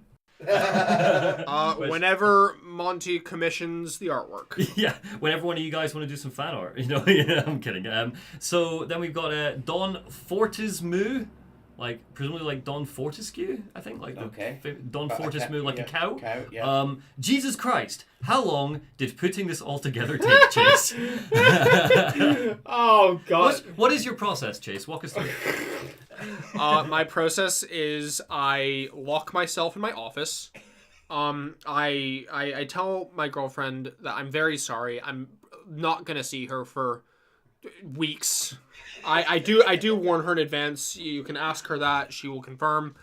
I lock myself in. I've got very severe ADHD, so I then proceed to goof off but continue to keep myself locked in to keep the motivation up. But goof off. I was telling the others I meant to have this most recent slate of scripts done much faster than I did, but I got distracted watching Cyberpunk Edge Runners. It's really good. Would recommend. But I stayed locked in my room. It's a dark room. I keep the lights off the whole time. Yes. Usually I will have somewhere between 10 to 20 liters of fizzy juice. Occasionally it is adult juice. Occasionally. And I kind of just go into a trance. And I just watch... I watch hours of YouTube researching and then just write. And I continue to send them kind of lovely little blips snippets at the Google Doc word count. I see them as threats more than anything. The final word count for this was 110,362 for this whole series script. Wow. Which I don't say as a brag, but I do say as that is literally more than 10 times the length of... Actually, I think it's almost 20 times the length of my master's thesis. So clearly, I should have a degree in Kingdom Hearts and not in computer science. It's worth pointing out as well, and we may have done in the past, that Chase also puts together a PowerPoint to go along with the script so that we've got images that are relevant to what's being said. There's a massive amount of work and research and snipping. And a lot of usually those, I sit there just crying because Windows' snipping tool just doesn't want to cooperate with me. Oh, it's worth saying as well that those PowerPoints make up a lot of what you, if you're viewing on YouTube, but that makes up a lot of what you, the viewers, see. Is the same PowerPoint that we get to see, and that's all Chase. And it's worth saying, so to summarize the process for the three of us, Chase spends weeks upon weeks locked in a room slaving over this. Monty spends hours and days, a couple of days usually, editing all of it, and I turn up and get given a beer. An adult juice, excuse you. No, bleep that. Bleep that, I'm bleeping that. The balance of work does not seem very evenly sort of... But it's fine, because we've said that you're writing the next one, so next time... Not the next one, but in a couple, yeah. Yes. So next question. Charred Crow says, great breakdown, love this series. And I did watch the old series pretty close to now, so it was perfect to get into right before this continuation started up again. Love all of my little scrunkly meow meow lore dump boys. I'm so sorry. No, I'm not. Scrunkly meow meow. Scrunkly meow meow boy. Here, I'll take being a scrunkly meow meow boy. I'll absolutely take that. The question, is, this is the full comment, and the question is, I want to join Neil's fan base, where can I sign up? Is the Google form working? No, we're entirely paper based. There is no Google form to clarify. We're entirely paper based. We meet down at the docks at midnight. Okay, I'll see you there. Next question. Love you very much. The next question is, just to add to that, so yes, just in case you did miss it, Neil is joining Lore Dump full time. He'll be here for every single episode. It will always be the three of us moving forwards. God damn it. Neil has also agreed to be hosting one next year. Yes, Neil has agreed that he will be in the chair before 2023 is out, and we will raise that when the time comes. In the chair, you say that, is he not in a chair currently? They crouch like gremlins on the other side of the table. Only the host gets a chair. Like scrunkly little meow meow boys. Scrunkly little meow meow boys. Next is from Leon Fay. Sorry, Leon Fay, you asked a lot of questions. I've picked one, if that's okay, because we're running low on time. Questions for the upcoming theory video, they write. Let's see. What's your absolute favourite moment of the whole series, with everything you've learned about it over the course of these videos? Man's Castle. For me, it's... Without hesitation. No, Leon Fay wants to tell us their favourite moment. So for me, it's got to be Terra's heartless form ripping the bandages off in KH3 and the horse, one day I will set this right, that follows. Such a good payoff for the end of BBS, Birth by Sleep, which is a quality moment, I've got to say. Great, yeah. I don't know, what are your favourite moments? I've got a few, to be honest. I mean, Man's Castle and Pursuing Chaos is a highlight, but if we want... That's probably my highlight of the filming, because it was just... by the point we got to that, we'd been recording for how many hours we were completely drunk and delirious. And I was just being petulant. You were absolutely. It was very amusing. I thought it pissed you off. We're fine. We're fine. We've chatted about it. This was of course the first time we'd brought Neil in, and I'm like, oh god, Neil hates doing this. Oh god. Oh no. Oh no. And it's no. Neil just gets quiet when he's drunk. But if you want the favorite moment of the lore, honestly, it very well might be Mickey Mouse's stupid little walk. Or honestly, the entire last third of... Really? The entire last third here. Of everything we've seen, that is your Rox highlight. is coming back to The life. entire last... I mean, there are so many moments. I have been very open to them that I cry very often while writing these scripts. Yeah. I get really choked up like watching the cutscenes. Yeah. Obviously there's moments where Roxas, but the entire, and I was joking about specifically the Mickey walk, but this entire last third from like the darkness is coming out of Kingdom Hearts all the way to the end is just like, it is nonstop, just like epic, and it's just, oh, I love it so much. Love it. What about yours, Neil? Oh, good question. I've already mentioned, obviously, you saw this sort of, if anyone who watched the episode or listened to the episode saw the effect that Roxas coming back finally had on us. Or I think... I'm pretty sure you both cried. Oh, yeah, straight up cried. That's obviously a really wonderful moment. I think for me, and it might not be a moment, but I think the countdown in 358, that sort of as we're counting down the days, and then we get to the last few units of time, and by then we know what's going to happen. I think that for me, like, my heart sank through my boots. It was I think that's the one that really stands out to me. I have two favorite moments from filming. One filming is, wise, oh yeah. I have a personal favorite is Hook doesn't know about any boys.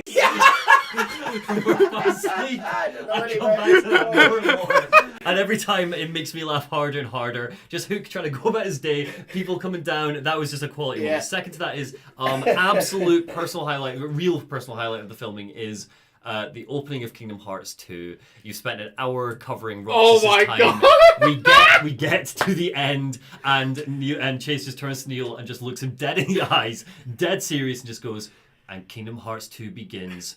And Neil just goes, get and I will bleep that. The absolute highlight is that. I don't even think it was. I think it was longer than. I think it was literally like almost 2 hours. It was a long time. I thought we were ramping up to the end of the game. You literally thought that we were near the end of the game. Oh my god! Which honestly, you and everybody who played that game.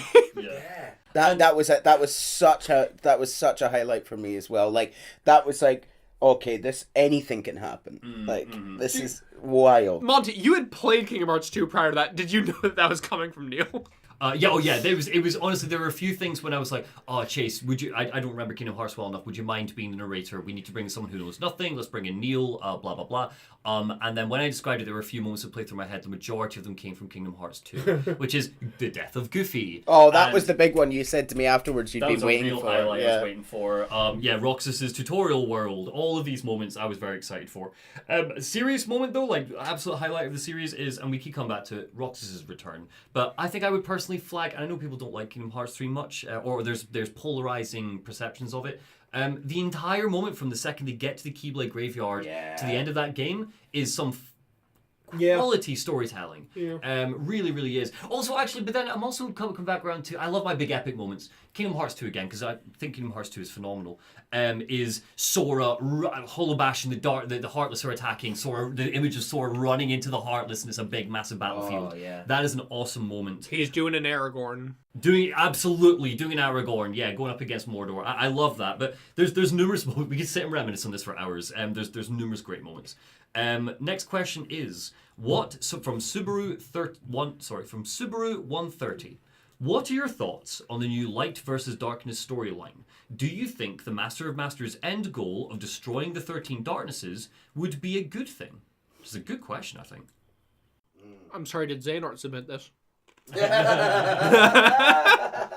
I think we covered in this episode our sort of trepidation of having like, oh, it's a new kind of darkness. Well, your trepidation. I like it. Well, yeah.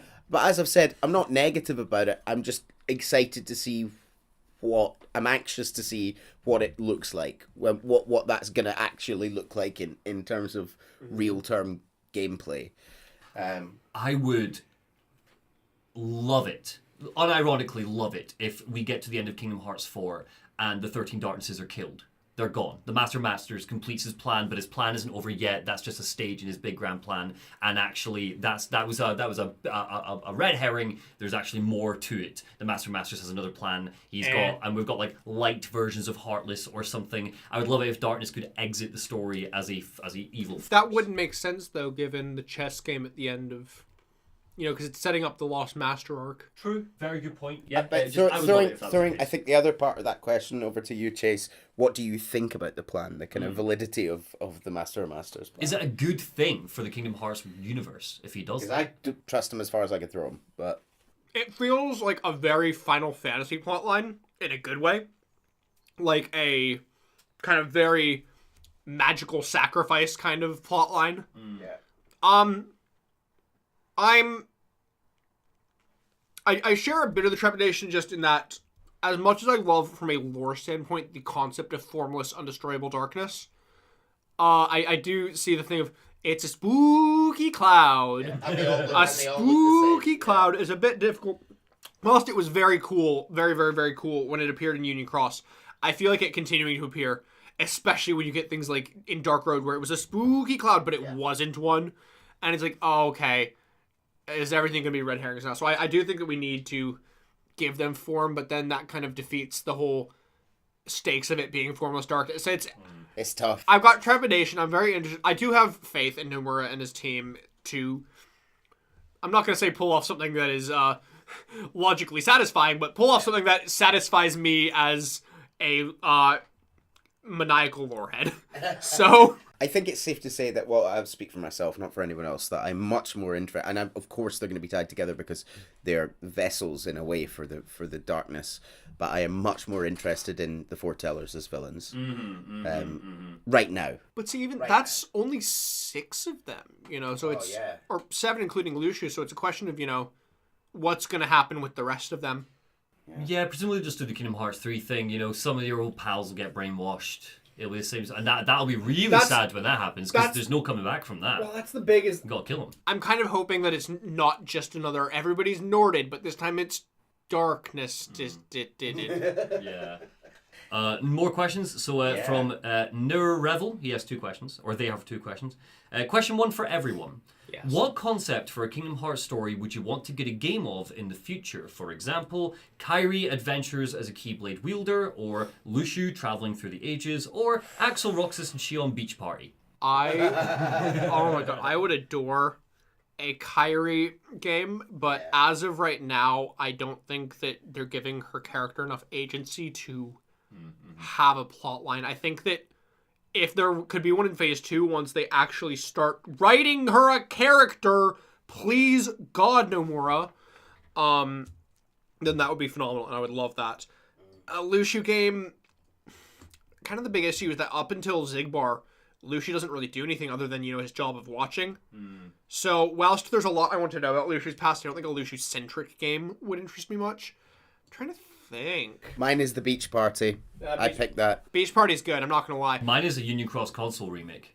Hands down, not kidding, a full-blown, fully fleshed, fully funded, fully budgeted Union Cross console remake. Because now knowing the story, I would play the crap out of that as a structured game. I would like to have a game. It would be really great if we had a game that explored a bit more of Xehanort's backstory and a little bit more of how he ended up as the Xehanort we know. Almost the sort of dark road he'd have to walk down to become that way. That would be really good. I would like Dark Road Part 2, but we actually do the interesting part of it about his character. Maybe we'll learn a bit more about how the Disney worlds work. Maybe for I don't know. Maybe the world slow down when you're there. I don't think we want to delve into that anymore because we will be proven wrong. I want an entire backstory game for Master Odin.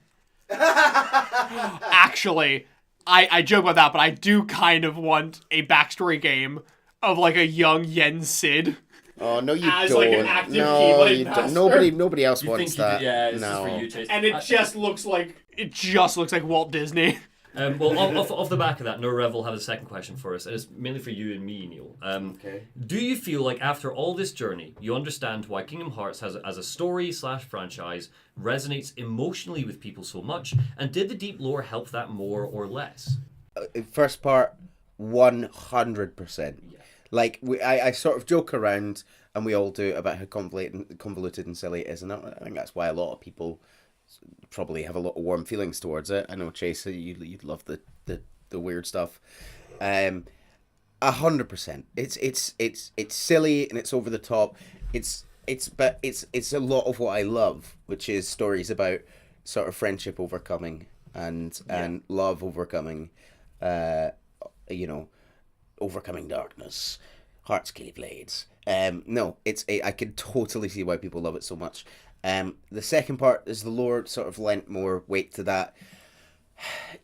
I mean, it's difficult for me to separate them because having not really played the games and just having Chase's incredible job of going through it all, it's sort of tied into it for me. That's all my experience of it. So, yeah, I think so, because we when we get those little weird lore bits at the end of a game, we get the Ansem reports and things like that. It piques our interest for the next one, and we start talking.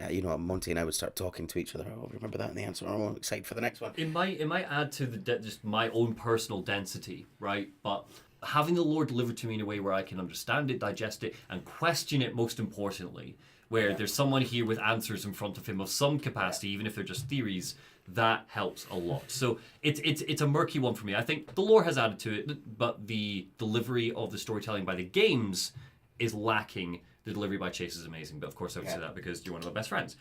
So anyway, moving on. Daniel Boyles has two questions. Question one is, after having all of the lore dumped, do you guys have any intention of playing/replaying the series or any future games? I'm already started replaying Kingdom Hearts 3 because Monty gave me money, and then I instantly turned around and said F you and bought another copy of Kingdom Hearts 3 for my PC because I wanted to play the modded version. I gave him the money. I was like, Chase, here's the ad revenue from previous lore dumps. And he's like spend it wisely, and within There's like one 20 condition. minutes I sent him a picture of my receipt for purchasing another copy of Kingdom Hearts 3. I got a couple of hours into one and haven't gone back since. And I don't know whether it's because I've sort of got all this weight of knowing all the beats and all the big bits that come up, that I need to kind of get past the bit of the slog at the beginning. Like, I was wandering around Traverse Town going, and it was empty and it was PS2 style, and I was like, Kingdom Hearts 1, to me, just the gameplay feels dated, and it's a bit of a slog to play through as much as I love the lore. I'm really curious if you'd feel the same way playing Kingdom Hearts 2, because Kingdom Hearts 2, whilst Kingdom Hearts 2 does feel a bit dated, it also, especially with the slight tweaks they've made in the remaster, play very nicely. yeah, I might just jump straight into that then. You should play Union Cross. I can't play Union Cross, I thought. You should watch Union Cross. well, I think the important note on that is that Neil and I are not going to play any future games before we do them. Oh, for no. Lore Dump. Mainly because otherwise there'd be no show. But simply, we're going to wait for Chase to play them, digest it, do his theories, and then come back to us. I get to play them. Only I get to play them. I am the Kingdom Hearts boy. Daniel Boyles also asks, what are each of your favorite characters? So go on, chuck a couple at me. Who are your favorite? Just generally, who are your favorite characters? God. Riku is an obvious one. Kairi is an obvious one. I go very up and down on Sora. Kingdom Hearts 3 Sora, yes. Kingdom Hearts 2 Sora. Yes, Kingdom Hearts 1 Sora, no. The Master of Masters, obviously. I feel like we're hitting very obvious beats. I really like Xehanort, as much as we might find him frustrating at times. I really like Xehanort. Obviously, Axel/Lee is I know it's probably a real white bread answer, but I the goodest boy. Along with that, obviously comes Roxas and Xion. What's the name of that trio? Which one? The Axel, Roxas, and Axel, Xion. Roxas. The Twilight Town trio. Twilight Town trio. That entire trio are my favorite characters. Top of the pyramid. Riku right underneath. Fair. Sora, yeah, sure, love Sora. You play Sora. Sora's great. Towards the end. Towards the end. Master Master's great. Enjoy Luciu because he's an interesting villain. And that's kind of it, to be honest. Not that everyone else is I bad. hate everyone else. Oh, sorry, I don't want to talk. How am I forgetting Aqua? Obviously, Aqua. Oh, yeah, Aqua's great up there, shout, equal great to the shout. Wayfinder trio. Love Aqua. I tell you what. Aqua is equal to the Wayfinder trio. Yeah. The four of them are right. Aqua is part of the Wayfinder trio. No, the Wayfinder trio. The Twilight Town. Sorry. Aqua is top of the Twilight Town trio. I actually, someone asked us about which games we'd like to see earlier. I'd love to play as Aqua in a sort of 100%, yeah. A standalone. See, the thing is, as much I want a standalone Aqua game that is not Fragmentary Passage. yeah. I also don't think that Aqua's character works when she's alone. Because I think Aqua's character is so intrinsic upon that friendship. I'm sure there'd be a way to incorporate it. I'd just love to play as like Keyblade Master Aqua. You know what I want? Keyblade Master Kyrie. Do you know? How about Keyblade Master Sora? I don't think he's a Keyblade Master. He's the chosen one. He doesn't need to be a master. If Sora doesn't get back from Kingdom Hearts 4 and Jensen goes, God damn it, fine, night. Yeah. You're a Keyblade Did you Master, mention? God." But he hasn't done the exam. Yeah. I went back in time as a ghost. He can't have his driver's license yet. Next question is from TLR_Mr. Q. Seeing how moving forward we will be getting more properties involved, what Square property do each of you want most? Final Fantasy 14. Mine has to be... I'm not done. Mine has to be... Mr. TLR_Mr. Q isn't done. Excuse me. Mine has to be Drakengard/Nier. I would absolutely... Oh, yeah. that'd be sick as hell. I would absolutely love the world, and the new mixing of the soundtrack would be S tier. Plus, the story deals with data, so it'll fit. Great comment. Nier's got to be mine. I think it immediately go to. But That'd be sick as hell. I think Final Fantasy 14 would be fun.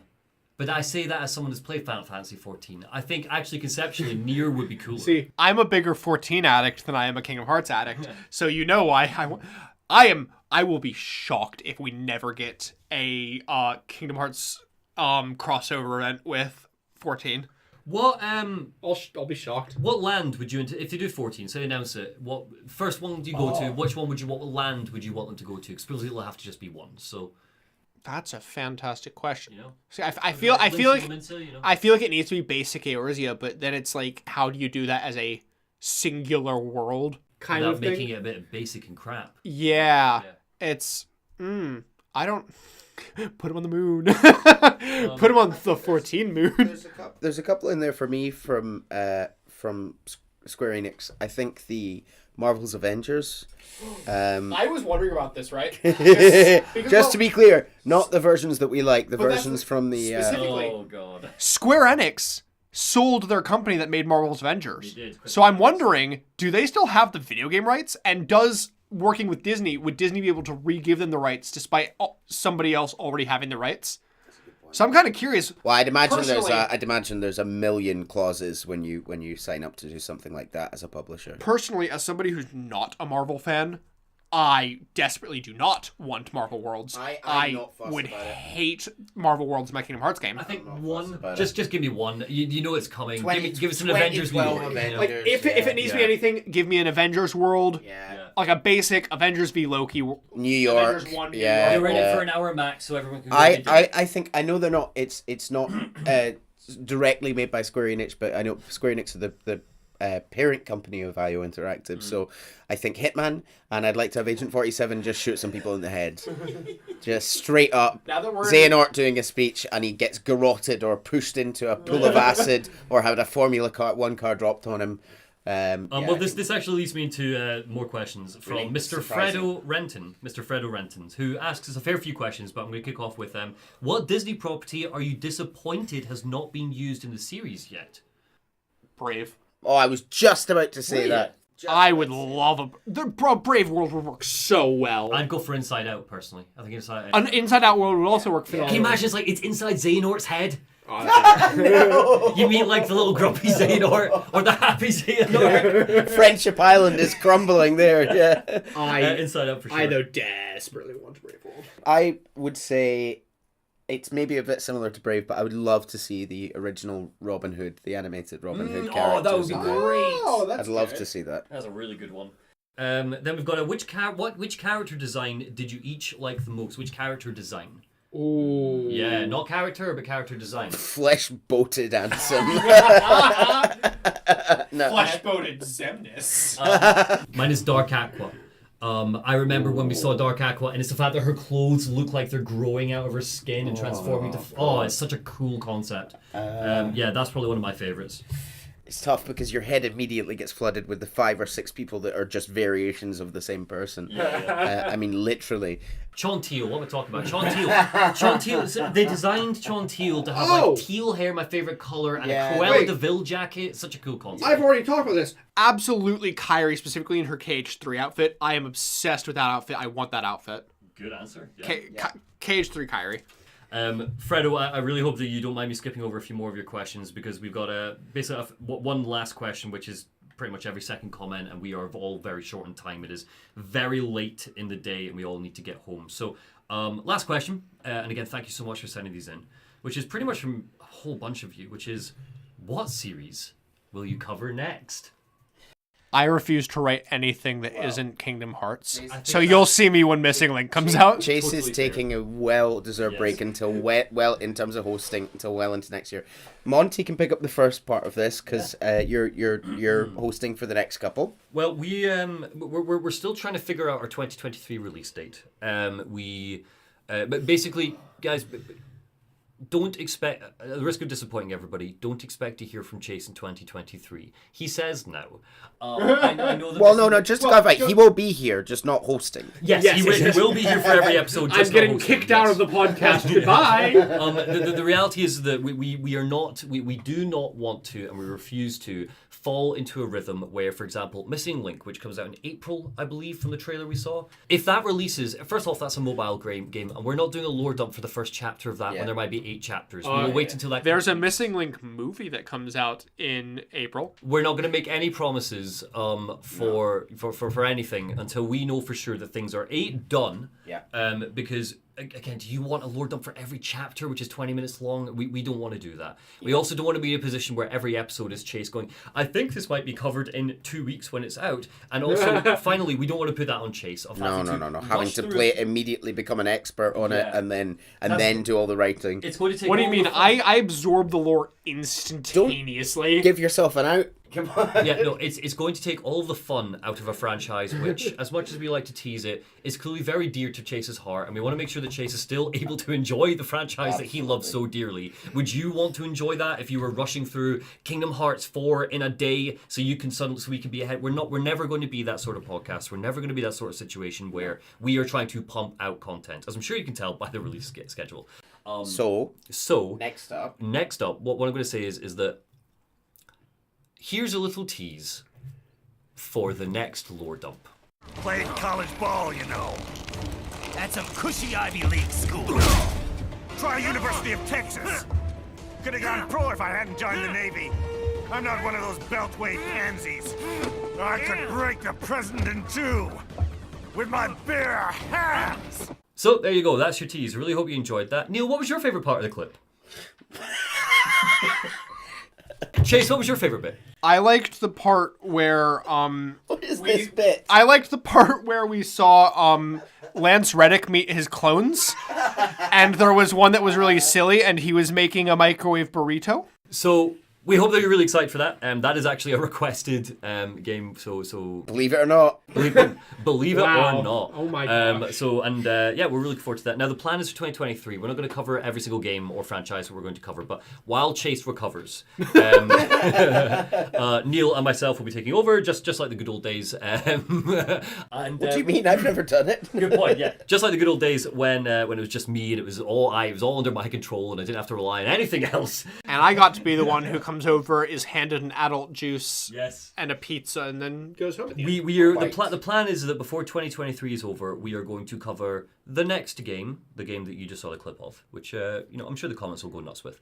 Then we will cover three franchises in their entirety before the year is out, and then we will be covering Kingdom Hearts. And we want to get in a good rhythm of rhyme here where we're not doing 4 or 5 games in a weekend. We'd like to cover them after they're out, just a weekend to discuss Kingdom Hearts. Shockingly, we do have lives. Yes, we absolutely do. And Chase and Neil particularly have jobs, full-time jobs. So that's why we're not doing monthly releases. One of the other questions, and I don't have a particular person that read it out, but I do want to give a bit of clarification for, is we were asked simply, why do these take so long? It's a fair enough question. The honest answer is, because we are chunking them up. You've heard Chase discuss today just how long it took for the Kingdom Hearts write-up. Never mind how long it takes to record these. It's worth me noting as well, if we wanted to, we could take, I don't know, look at Union Cross. It's a 4.5-hour video. We could chunk that up into 30-minute podcasts and release them monthly. Yeah, but nobody wants that. Nobody wants that. No, you don't want that. We don't want to do that. And if we did that, guys, we'd still be on Kingdom Hearts 2 right now, as far as your release schedule is concerned. Kingdom Hearts 2, episode 13. Yeah, nobody wants that. So simply, they'll come when they come, is my honest answer. And I hope that you're willing to be patient with that. Thank you for being patient with these. But we're hoping to release more lore dumps next year. Aye. We're just never going to be in a position, unless, I don't know, we all fall into doing this full time, which is, financially irresponsible and impossible right now. Merchandise is available in the link down below. We will never be able to get into a position where you're going to get one of these once a week. We're never going to promise that because we don't want to make promises we can't keep. What we will promise is that we'll keep going and we'll keep covering Kingdom Hearts and other things until Chase gets sick of it. Basically, we'll be 60 years old covering Kingdom Hearts 10. Ruins it. But yes, and with that, I don't think I have much else to say, just other than thank you so much for listening. I hope you have a lovely rest of the year because our next lore dump will be in January. Yeah. And thank you so much for the comments and the love and the shares. People sharing these on Reddit is incredible. And we'll see you next time. And remember, dear viewers, to let your hearts be your guiding keys. Bye. All the way to the subscribe button and the merch. Ha ha ha. Ha ha. I'm clever. See you later. Bye. Bye.